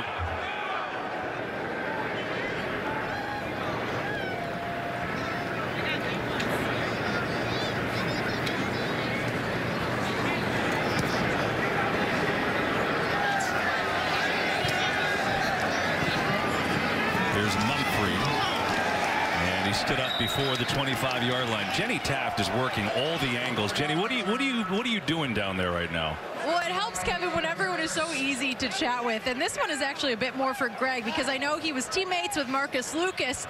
And Lucas pulled me aside after the break. He said, hey, I got to ask Greg, what do I need to do? I'm in a bit of a slump, but he said it with a smile on his face. He said, ask Greg for some advice here.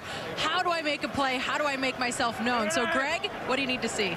I think he's got to just make one play. I think the next ball that gets thrown to him, I think he's overthinking it. I think he thinks every play needs to be a huge, impactful downfield play. I told him, just catch one ball, make one block, spring one run.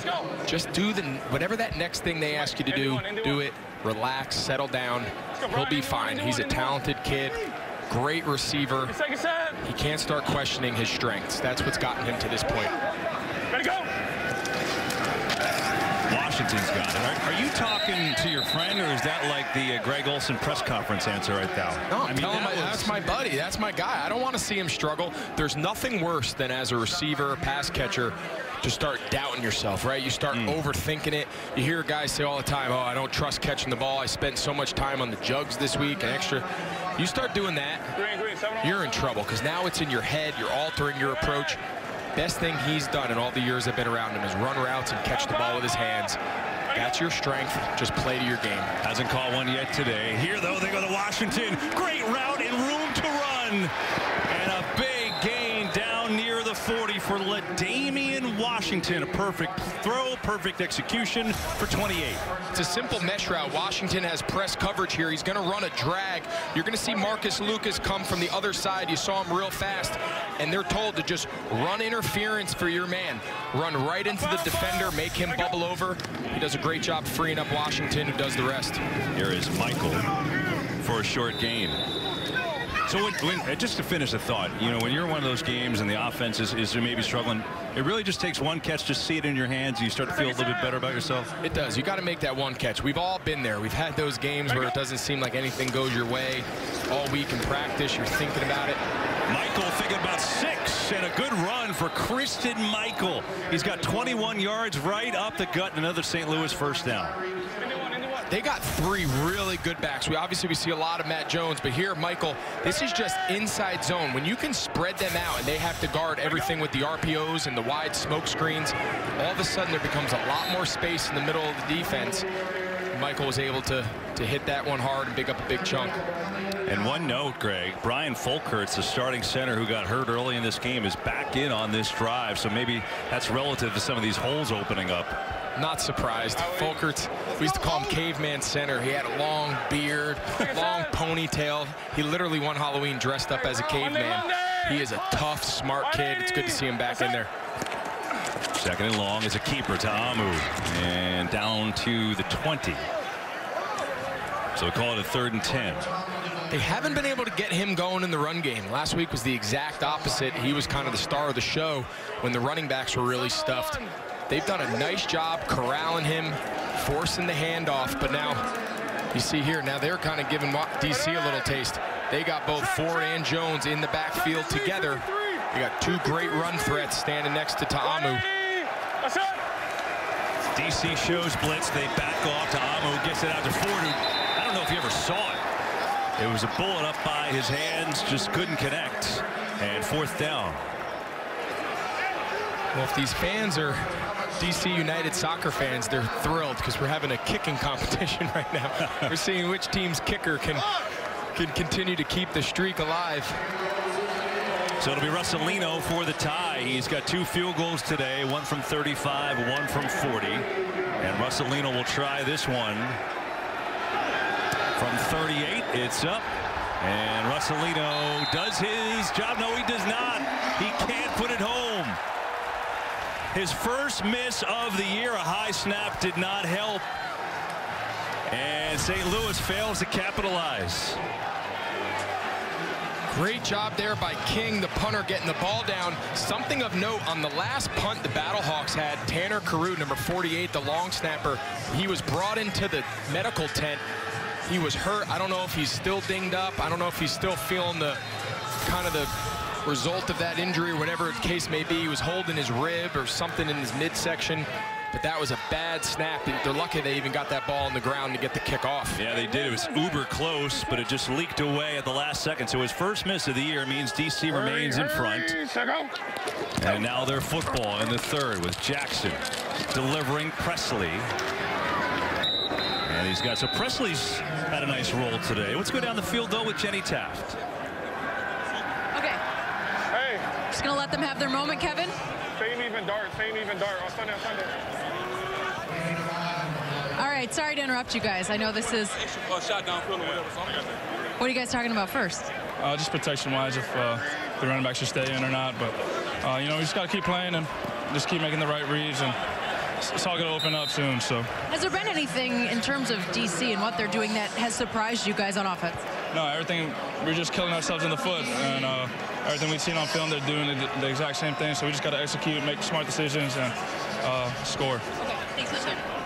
Jenny, thanks. That was really cool, just kind of watching that conversation unfold, and then Jenny getting in there.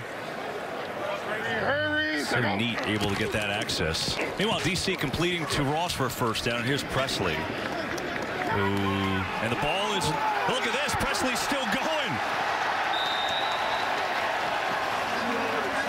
Everybody on St. Louis thought he was down. Yes, they did, and he didn't. What a great job by Presley. Watch him.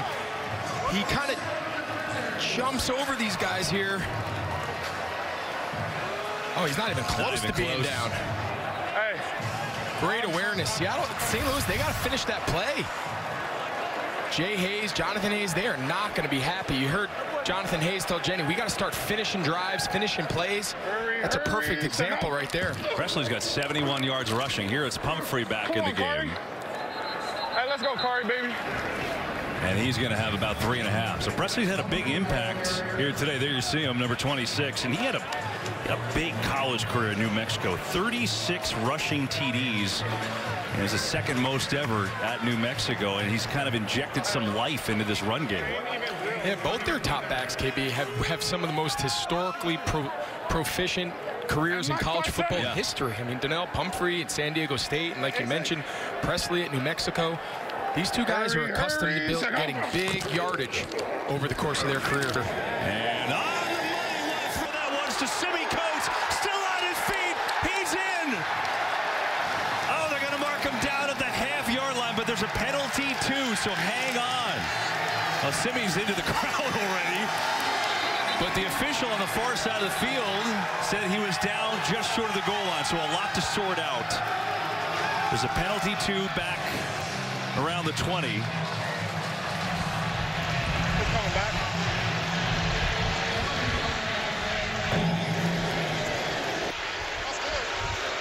Something at the goal line. He's got I think Simi wanted a piece of the beer snake. Oh, that's right. Yeah. Yeah, he's short. He knows the receiver downfield. Offense number 74. 5-yard penalty. Repeat, second down. So all that for nothing as Rashard Cook, the right guard, was the man penalized. Some of the challenges with this RPO style. Yeah, so what happens is they're double team. You can see them right there. We don't have a great angle on it, but that's the double team that Cook and the center are on, and they just take that defensive lineman 5 yards down the field. You can go 3 yards. This is the college rule, not the NFL rule. You can be 3 yards down the field, but he blocked his guy 5 yards down the field. That's a tough call. I don't know what you tell Cook there other than great block. He thinks the running back has the ball, you know. No doubt. On the fake, Jackson in deep trouble, backing away, just tries to underarm it back to the line of scrimmage. As big-time pressure coming from Will Hill on the blitz. I think they're going to say Brissett was in the area, the running back. They were trying to set up a screen. Hey! In the vicinity. Second down. Good call. Yeah, great job. I mean, you saw him kind of flopping and falling. He threw it underhand, but 31%. Let's see if the ball travels over his head. It's kind of hard to see. There, he's right there. That's the running back, and the side judge obviously thought that ball at least went in his direction. Nice awareness there by Jackson. And now we get a timeout. St. Louis uses their first timeout, so a little helter-skelter action going on here. It'll be a 3rd and long for DC when we return.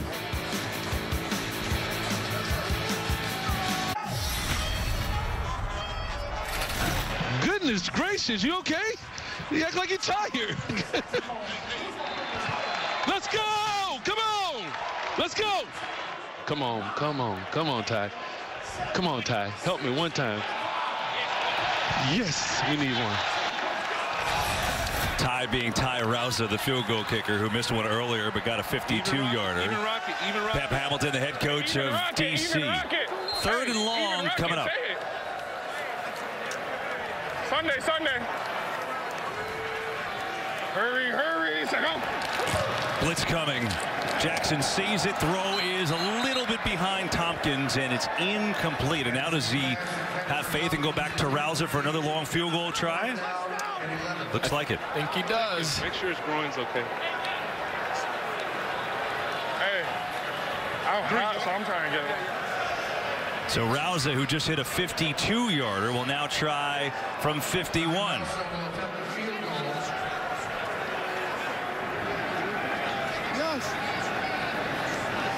Snap is good, the hold is good, the kick is up, and that is good. So Rouza has made amends after missing his first. He's got a 52 and a 51-yard field goal, and DC extends the lead.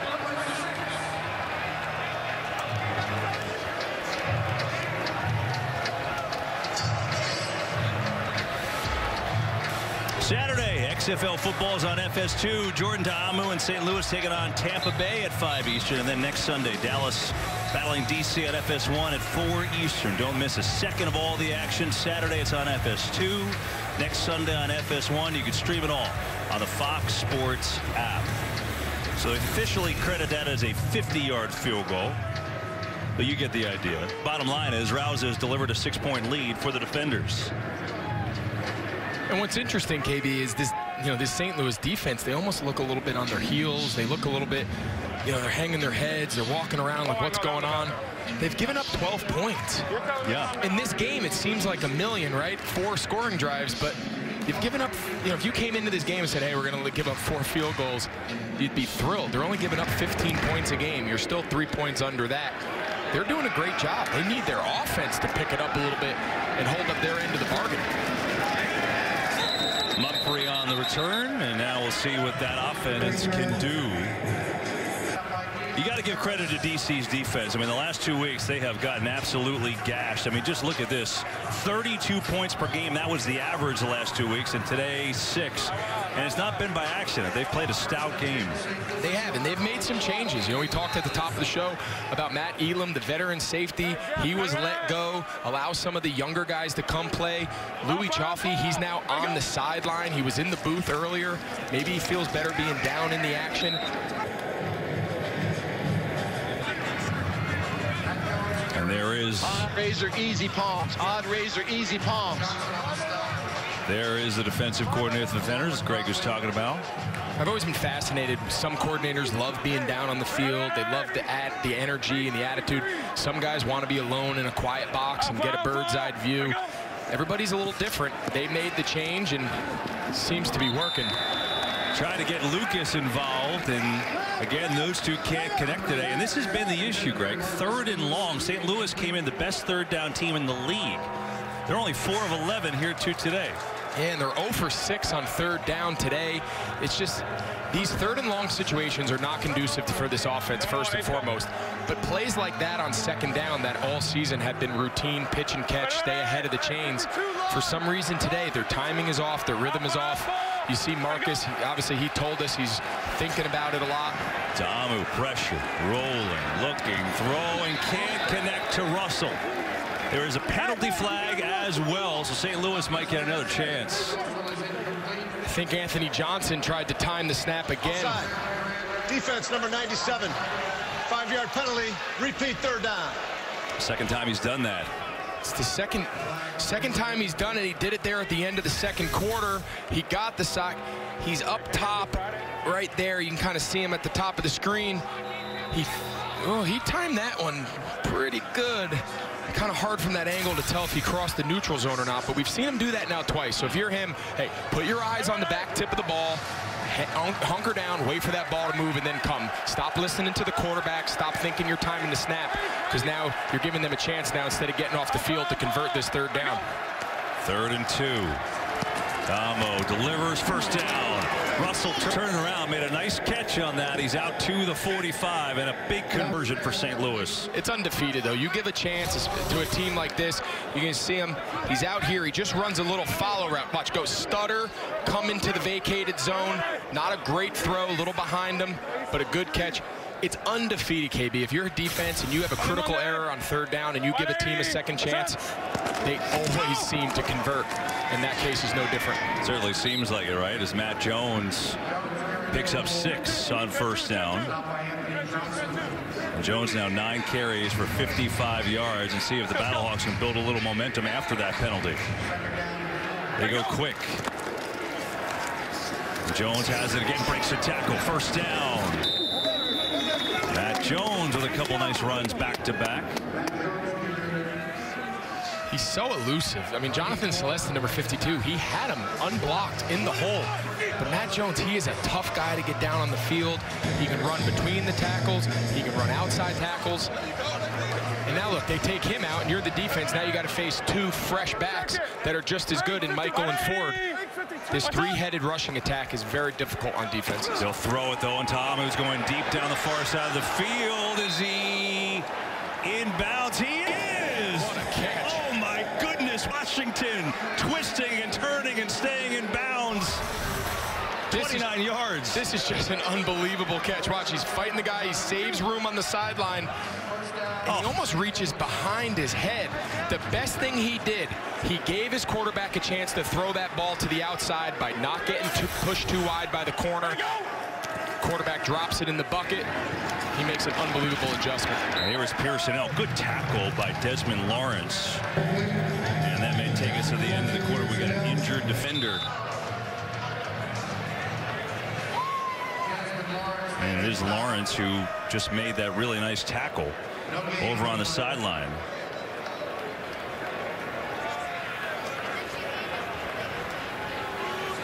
Secondary's having a tough day. Already seen Elijah Campbell have to leave the game with a shoulder injury, and he's been ruled out. This would be a tough loss for them. Something happened because he got up right after the tackle and then kind of went back down to the ground. Let's see. I thought he got up right there. He tried to at least, yeah.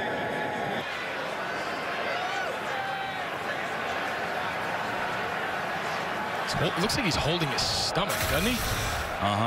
Looked like maybe when he fist pumped, he like pulled something, or they're holding his rib or his chest. That was strange. Hopefully he's okay. Yeah. Meanwhile, for Pearson L, he came in number 15 for St. Louis, their leading receiver. It's the first catch he's had all day. Yeah, he's a guy that's really come to life the last few weeks. He's done a great job working the slot, working the RPO type stuff. And he's been super quiet. Before that last catch by Washington, really the entire receiving core, including the tight ends, the entire passing game has been pretty quiet. So hopefully that's a sign of things to come. Try to get Pearson L involved because he's a big play guy for them in the slot. He's made a lot of big plays over the last couple weeks. And now in the red zone, maybe that guy can make a play. Whistle blows. It should be the end of the third quarter. A couple more seconds, and it is. And so the defenders with the lead heading to the fourth. The BattleHawks on the move, though. High drama building from D.C. We head to the fourth.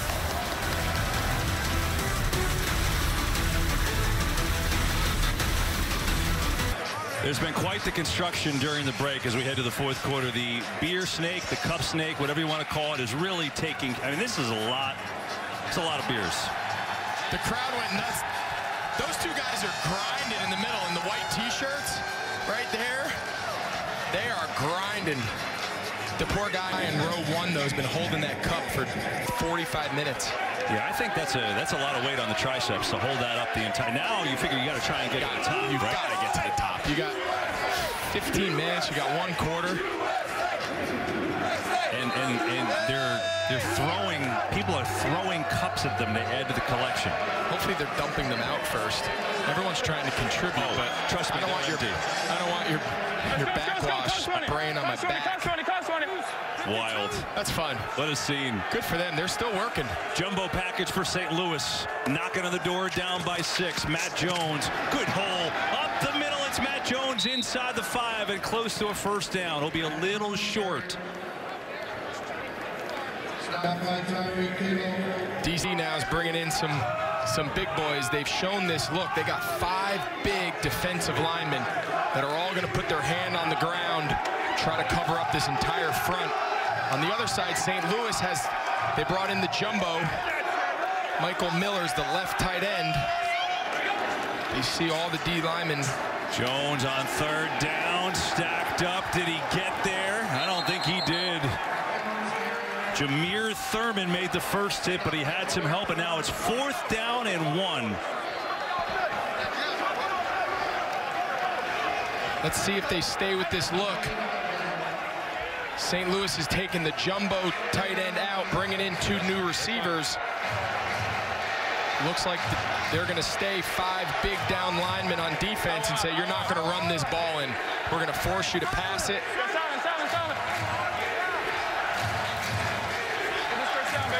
Here we go. 4th and 1 for Tamu. Tamu on the keeper, makes a move, and I don't know. The spot, he's short. He did not get there. What a stand by DC. Right in front of the cup snake. Crowd is going wild. But great adjustment by the defensive coordinator. We've talked about him a lot, Louis Trophy. There's something about the guy I just really enjoyed. Look at these big bodies here, all 5 coming off the ball. There's nowhere for him to go. Great job there. You see Tavares Barnes, number 91, keep contained, funnels it back in. Jonathan Celestin, he's had a couple bad plays, but when the team needed him the most, came up with a big stop. Trophy told us, take away what they do best, which has obviously been the zone read and the RPO. And he's done exactly that this entire game. He's taken away what St. Louis has built this offense on, and it's really shown. They bring out the 6 just to measure, just for good measure, and just to confirm that he did not get it. You're right. I mean, you watched last week and the way the St. Louis team ran their offense with Tom, who was just dominating, running the ball out, running that RPO offense. And today they have had trouble doing a lot. Penalties have hurt, 3rd and longs have hurt, but that was just a great stand by DC. Great stand. Remember, Louis Trophy spent a long time, 10+ years on the staff with Jonathan Hayes. He said he's had this game circled. They have a ton of respect for each other. They're great friends. I'll tell you what, he was fired up. It almost feels like he's been prepping for this game the last 3 weeks. Circled on the calendar. And he forgot to prepare for the previous 2, but I'll tell you what, it's paid off today. They are on fire right now on defense, and they're giving St. Louis everything they can handle. That was a 10-play drive that lasted 5 minutes and 40 seconds, and they get nothing. Meanwhile, not much on 1st down. Jenny Taft is near the cup snake. Can we talk about the best tradition in the XFL, the beer snake? Now, I've done some research, Kevin. This thing started as 2 different snakes. They combined in the 4th quarter because this is what it's all about. I want to take you through just how long this thing is. The fans in DC having an absolute amazing time. Guys, how challenging is it to make sure this thing doesn't break? Huh? How challenging is it to break? Not at all. Just hold it. Come on. Not at all. Everyone having fun here, Kevin. It started as 2. It's 1, and they're going all the way. What else can you want here? That's a lot of cups, and a lot of beers have been consumed. Wow. That's awesome. It's pretty good. It's so fun. This place is going to go wild if they get to the top of that stadium. It's making its way there. They're not far. What do you think? 25 rows away? Well, I don't know if they could do that in 12.5 minutes. That's the only thing. 3rd down and 6 for the defenders. Challenge is laid out, Greg. You did it. Come on now. See if Don't Jenny let us can down, help out. defenders. And the defenders will call a timeout here. So while they call a timeout, we'll go to break. We have counted. Mitch Smith has given us a count. It's 14 more rows. Okay. Jenny, get in there. Make it happen. Timeout, DC. We are back. That's just the XFL commissioner, Oliver Luck, who got the beer snake / cup snake going. Say, come on, keep going. How fun is that? Meanwhile, we've reached a critical point in this game. DC up by 6, 12:25 to go. It's a 3rd down and 5, so even after St. Louis got stuffed, Don't push it. it's a huge defensive stand if they can make it here. Hurry, hurry. Go. Brissett in the game.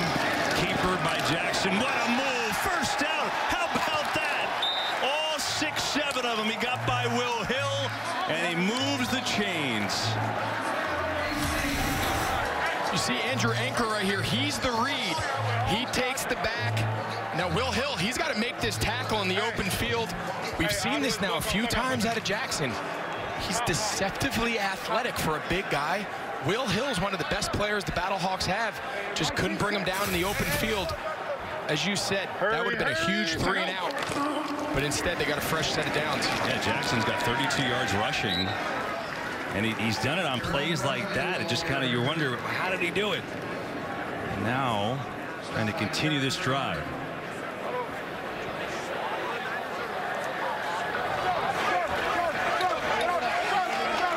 I feel like there's a lot of parallels right now between that cup snake trying to finish this stadium and DC trying to finish this game. They're both grinding it out. See if either one of them have any luck. Hurry, hurry. Go. Good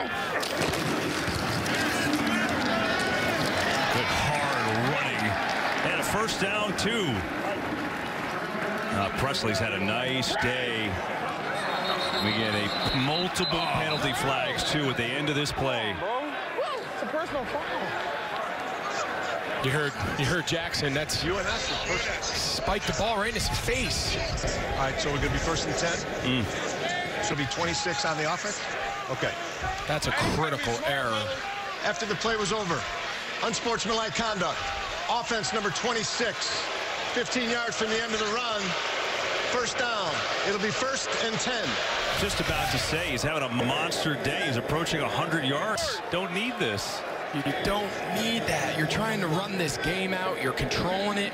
Your run game, You heard Tyree Jackson tell him, come on, man, it's a personal foul. What are you doing? Pep Hamilton immediately took him out of the game. You know, that you get the fresh set of downs, but now you're back on the 16-yard line. Hurry, go. There's Pumphrey. And Pumphrey gets 5 yards on first down.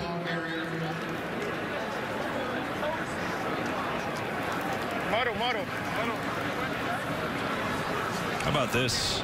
350 combined rushing yards is the most in any XFL game this year. Has been the game plan. We know it's always St. Louis's game plan, and DC runs a lot, third most in the league, not as much as this, but it's worked.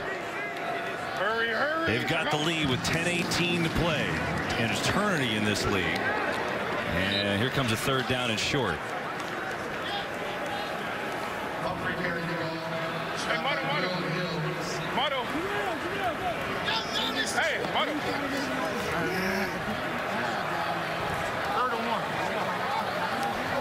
Hey, swerve. Hey, wax push track on Sunday. Swerve, wax push track. Presley's back in. His timeout is over. He said, all right, hope you learned your lesson. Go get us the first down and bail yourself out. Hurry, go. 3rd and 1.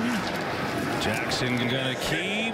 Jackson lunging forward. It's just big enough that he might have lunged forward and got it with his size, and it looks like he did. Unless the spot isn't as fortuitous. I think he's got it.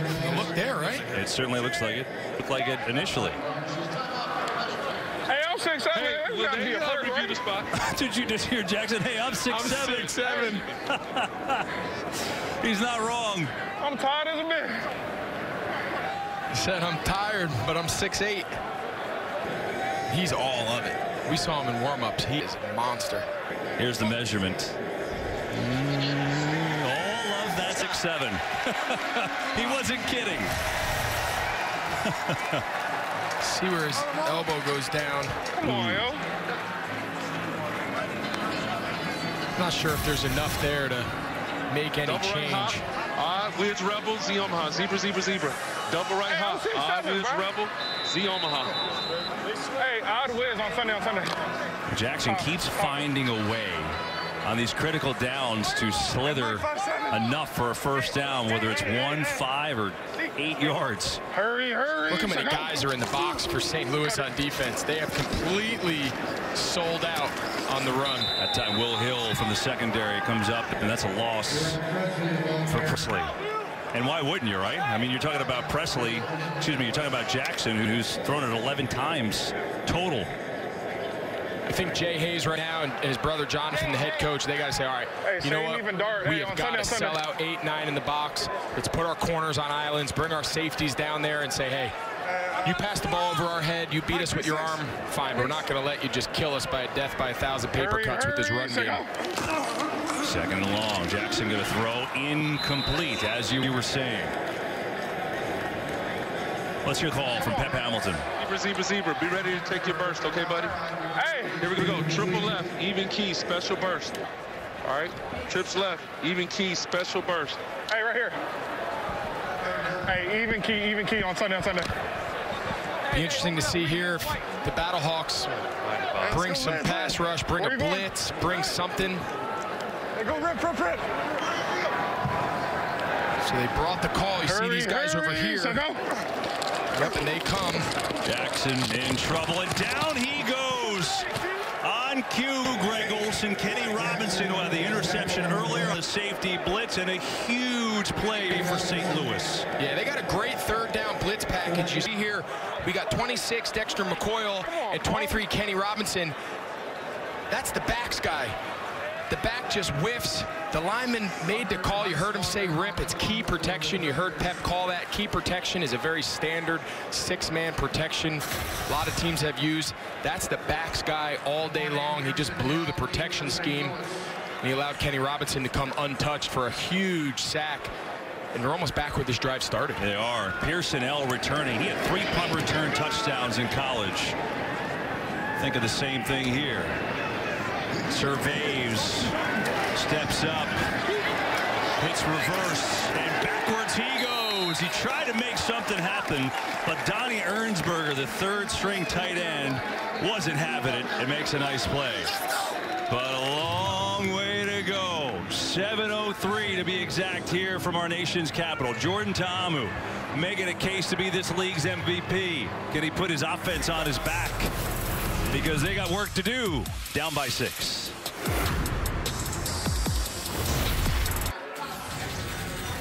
So you look at the MVP favorites in the league. P.J. Walker has been sensational for the Roughnecks. They're 5-0, but this man is right there. Jordan Ta'amu has put up wonderful numbers both in the air and on the ground. And you see the comparison. Obviously, P.J. Walker's offense throws it a lot more. That's why the touchdowns are such a disparity. Jordan Ta'amu runs a primarily rushing offense. But if you want to be an MVP, you need an MVP-type drive, which is what they need right now. D.C. up by 6. But plenty of time left in this game. 7:03, and Jordan Ta'amu and company have a field position now to start this drive on their own 38-yard line. Ta'amu today just 12 of 21 throwing, 131 yards. He's been sacked 3 times. And the run game has not been there for him personally. 4 carries, 18 yards.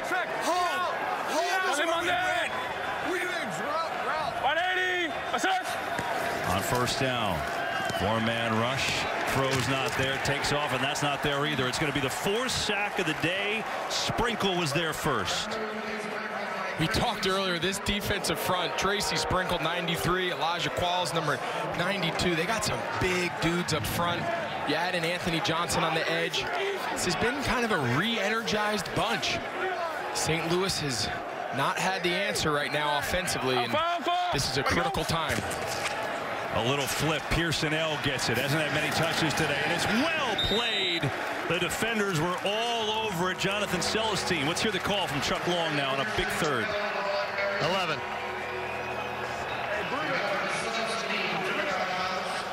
All right, let's go. Double right, 901, wide climb. Double right, 901, wide climb. 901, wide climb. Let's go dual right, dual right. Dual right. Hey, dual.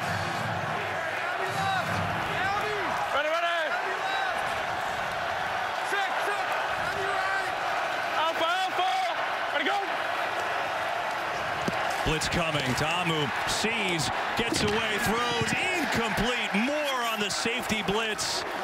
Had to rush Ta'amu, and the pressure all day has been a factor.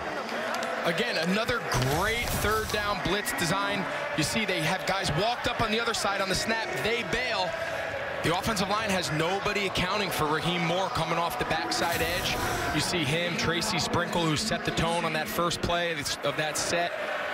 They have just suffocated this really good St. Louis offense. You got to give DC and their entire defensive side of the ball a ton of credit today. Impressive 3 and out. Kane's blocked. It's blocked by Thurman. Picked up. Celestine rumbling inside the 5.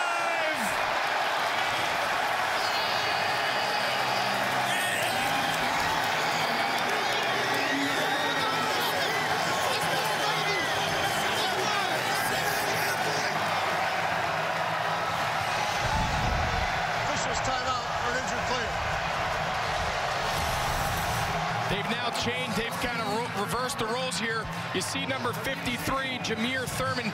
He just beats his guy right off the edge. Dexter McCoyle, we talked earlier about what a good player he was.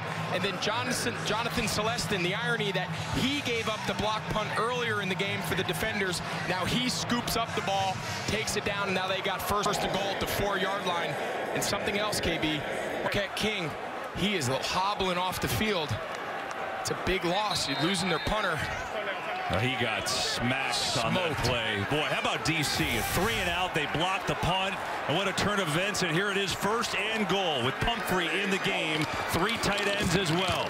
Jackson pressured, throws, and smartly throws it away. He had no chance as Will Hill came on the blitz. Yeah, I mean, you can't say defense, special teams. Their offense has done just enough today, right? They haven't been great by any stretch of the imagination, but they've been efficient.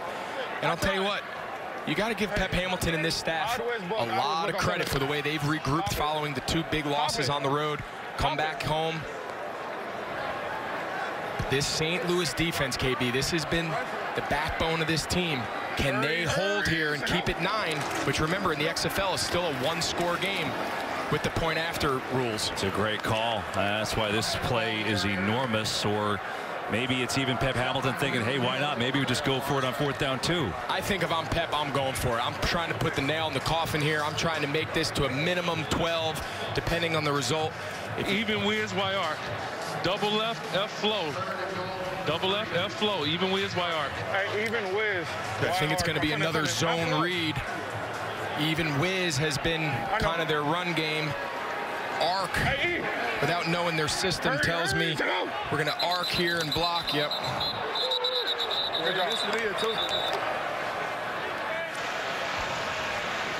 Delay of game. Offense. 5-yard penalty, still 3rd down. Oh, that's a huge call. I think that changes your thinking, right? All right, come on, let's go. Here we go. Hey, I'm gonna make us right. Nope. Here we go. Hey, I'm gonna all right, great. Here we go. Let's go. Tiger, Tiger, Tiger. Tiger. Tiger, Tiger, Tiger. Tiger, Tiger. All right, we got firm right, F counter, ox even key smash, X bash leak. Firm right, F counter. Hurry up, let's go. Ox even key smash, X bash leak. Let's go. So Tiger is their 2 tight end personnel. You'll see them in a wing formation. Kari Lee, the 2nd tight end, going in motion. Jackson looking to throw. Blitz is picked up, goes into the flat. There's Lee, but he is not going to get to the end zone, obviously. He's out of bounds at the 4, and now here comes the field goal unit. Yeah, I think that's the right call. Earlier, you're on the 2-yard line. You're thinking, run it up the middle. Maybe you're on the half-yard line, 1-yard line. You got a shot. I think the chance to make this a 9-point game with just under 4 minutes with a pretty much routine field goal here, I think this is the right move. That delay game really, I think, changed the approach that Pep Hamilton had and some of the options at his disposal. Rausa making a 9-point game, and he does just that. 22 yards out. 9-point lead. The reason that's currently downstairs. Let's go down there with Jenny Taft, another hero. Kevin, I've got Jameer with the block, Jonathan with the recovery. Now, you guys have been feeding off the energy of this crowd. Just to be back and for the defense to be doing their job today, how good does it feel? Oh, it feels great. It feels great. You know, when we out there on teams, defense flying around, getting back to our usual selves here in D.C., it's a great feeling today. You know, we just came with some energy today. We want to make sure that we play for each other. It's kickoff. We want to make sure we play for each other and make sure we had the fans happy because they came to show up. So we'll see. I got to go, though. Go for it. Thanks, guys. Yeah, they have come with the energy. I think that's a great line because it's evident, right, Greg? I mean, we've seen it defensively. I mean, especially here late in this game, a couple big stands. And then the special teams, obviously. And who can forget the memorable cup snake? Come on. The cup snake, I think, has really set the tone for the entire day. I think their perseverance. But all kidding aside, remember, Pep Hamilton told us on the call, he said, I feel like the last 2 weeks we were tired. You know, we flew out to L.A., cross-country for the first time as a group. We had no energy. We came out flat, kind of carried that over into last week's game. They look like a different team here at home, you know, on their home turf. This is what they started the season the first 2 weeks. As you pointed out, it's still a 1-possession game because your ability to go for 3 after a touchdown. Mumphrey in return. And up to the 25 where Freeman was there on the tackle. So 3:28 to go. A 1-possession game, but the St. Louis offense hasn't been able to do much. Yeah, it's a 1-possession game, but as you mentioned at the end of the half with the timing rules, you know, 3:28, you're probably going to get the ball at least twice, regardless of what happens here, if not maybe a 3rd time. So I don't think you need to go crazy right now. Say if we don't score, this is 4 down. You got time. They got to just get back to being in rhythm, get back to what's gotten them here. 4-man rush to Amu. Going far side. Washington's wide open. How in the world did Washington get that wide open and a huge hookup on 1st down? We saw this earlier. They run the speed out by the slot versus cover 2, and they just call that a hole shot. You throw it between the safety and the sideline over the head of the corner. That's the dead spot in cover 2. It's the 2nd time today they've attacked that, and they've hit it both times. And 40 yards to Washington. Tread 2. Let's go, tread 2, tread 2. Let's go, get set. I love the up-tempo here. Quick play call. Get set. Ready, go. Ta'amu on the fake, gets it out to Lucas, the tight end, gets a block from Washington. So Washington makes the 40-yard reception, then has a nice block, and Lucas near a first down. Can you get it? All right, let's go. Tread two. Tread two. Tread two. You notice the difference in the play calls, KB. Tread two, tread two. That's a quick alert on the ball. Snap it and let's go. Trying to go hurry. Here is Michael. Dances. Boy, it's a risky move, and it's going to pay off. And maybe a face mask to boot at the end of it. Initially, I was wondering if that cut was a mistake, but it's going to work out, I think, for St. Louis. I think they both grabbed each other's face mask. This was a risky cut right there. Personal foul, face mask. Offense number 33. Yeah, you're right. 15 yards from the spot of the foul. 3rd down. That's what it looked like live. I think Harris is, he grabbed the shoulder pad. Michael grabbed the face mask. That's a good job by the ref there. The official made the right call. I mean, ripped his helmet off his head. Yeah, they see. I don't think it was even the initial. It's just he didn't let go. I mean, that's you go from. I thought on 2nd down, I thought they could have gotten the first instead of going out of bounds. Then you have 3rd and an inch. Now next thing you know, you're in 3rd and 15. It's been the story of their entire day. Here's the thing, though. Even though it's a one-score game with 9, you would take a field goal here, though, wouldn't you? Absolutely. They've got to come away here with points, especially after the big play earlier to Washington at the top. They've got to get in field goal range here. They got to get that communicated to Jordan. Got a kicker with a big leg. 3rd and forever. Ta'amu can run. He will. Makes a move. Ta'amu makes more than a move as he's close to a first down. He picks up 13 on the play. He is close, and we get to the 2-minute warning so the coaching staff can think about whether they want to go for it. Wow. Wow. Things that really changes Jonathan Hayes' approach.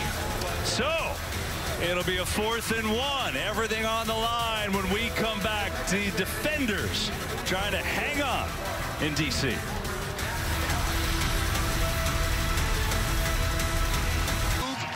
All right, John, thank you. 15-9. It's a one-score game. 2 minutes to go. 4th and 1. St. Louis. What do they call? Remember, on their 2 possessions ago, they got stopped on a 4th and 1 down at the 5. And so we come down to that again. This play started with a 40-yard pass to LaDamian Washington to get this drive going. And remember, in the XFL, you can go for 3 after a touchdown. That's why this is a one-score game. 4th and 1. Here we go. They go jumbo formation with an extra lineman. Look how many guys in the box DC has. Ta'amu just going to give it to Matt Jones. And his second ever. Did he get there? I don't know. He looks short. I think he's short. I think he's short.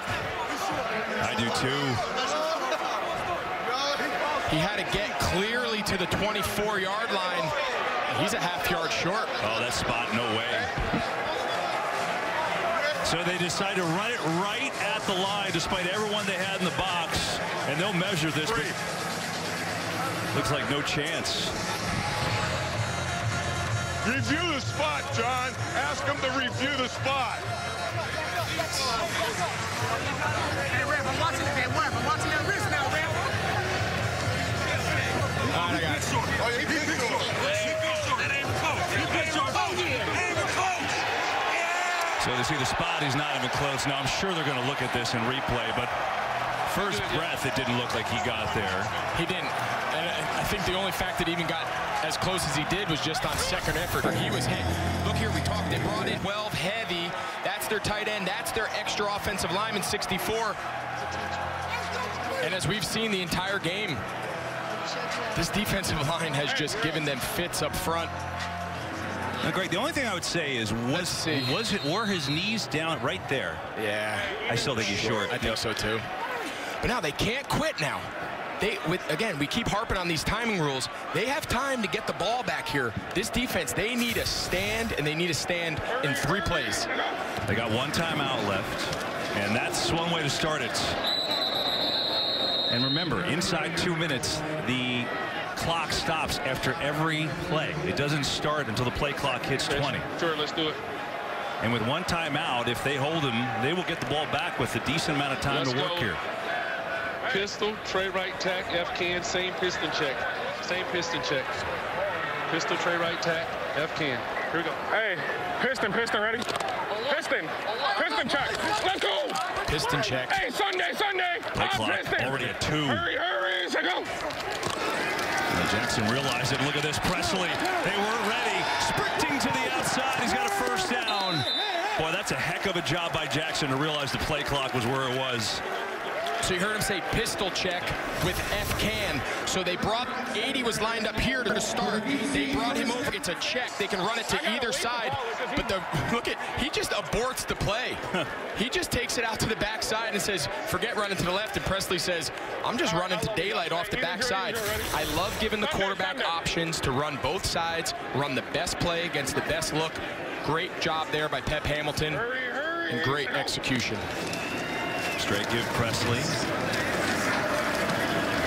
Fighting his way for a 4-yard gain. See if St. Louis, they've got one timeout in their pocket. Clock stops until the play clock hits 20. They're not going to use their timeouts. They're going to save the timeout here. So if they stop on the next 2 plays,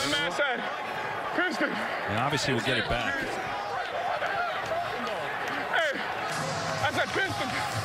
But really, one more first down will do it for DC. Love you. And young Tyree Jackson. Hurry, trying to secure a win. He's going to hand it off here. Presley with a nice move and a first down. Jarrell Presley is over 100 yards rushing. And that should seal the deal for the defenders. Got to tip your hats here to DC. Pep Hamilton rallied his guys. But I'll tell you what, we've seen almost every team in this league through the last 5 weeks, KB. This St. Louis team now, they're for real. Don't let today, take away from what a good team this is. Today was a tough day. Didn't play as well as they wanted to offensively. Their defense is going to keep them in every single game. They'll figure out this offense to Amu and Matt Jones. They'll be okay. This is a tough day for Jonathan Hayes and his staff, but they're still one of the contenders in this league to win the whole thing. What it is a 3-way tie atop the Eastern Division, right? St. Louis, New York, and now DC, all 3-2. And Tyree Jackson came in for Cardale Jones, who was benched. He probably hasn't played a full game since his days at Buffalo, obviously. You know he's got to be a little tired on a warm day, but boy, the spark that this team needed, and they got a great defensive effort. The special teams, obviously, too, with the block punt late. And there are the standings. Locked to the top of the East. 3 teams. Let's go down to the field with Jenny Taft. Kevin, appreciate it. Now, Pep, we chatted before the game, and you talked about just getting back here, getting home, getting to business. But today was about your defense, holding St. Louis to 6 points, 4 sacks. What can you say about the performance? You know, we talked about this last week. We've won games together. We've lost games together. The key for us is just to stay together and find a way to win games. Outstanding performance by our defense. Our defensive staff did a great job of coming up with a plan to slow down a really good St. Louis offense. And it feels good to be back home in front of the 12-pack. You see the snake. And find the victory.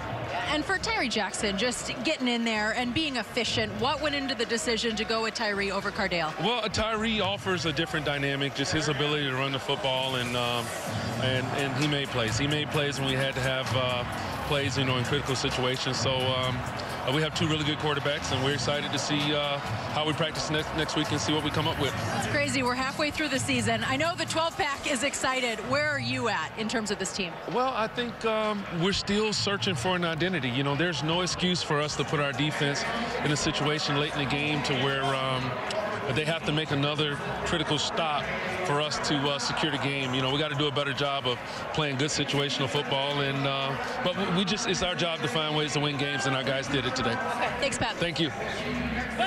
They did that. They found ways to win because it was a terrific defensive effort, and I think, I like what Pep did. He's talking about both of his quarterbacks, and Jackson wasn't, mind-blowingly good, but he made big plays at the right time for them. He extended drives, converted 3rd downs, made some guys miss in the open field. I mean, he made that one first down. We joked about being 6'8", but if he's 6'5", he doesn't get it, right? He made it by the tip of the ball. He was just good enough. But as you said, the story of this game was the defense. Louis Chaffee kind of settling the troops down, making some changes, identifying some things that hadn't gone well the last couple weeks, and they came out today and just stifled a really good St. Louis offense. There you go. Pep Hamilton going right to the snake.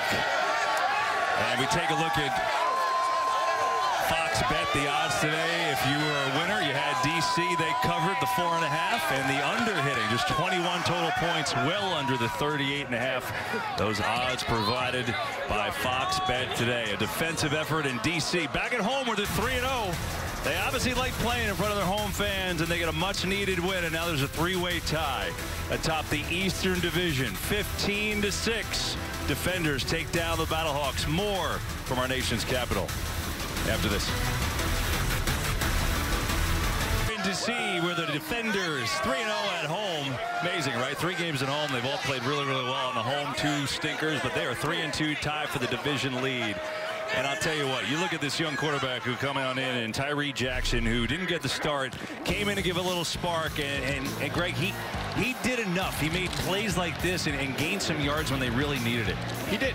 Like you said, he did just enough to extend drives, pick up critical first downs. We saw at the end of the game they were able to, they didn't get a lot of yards, but they were able to milk a lot of the clock, reduce the amount of possession St. Louis had while they were down.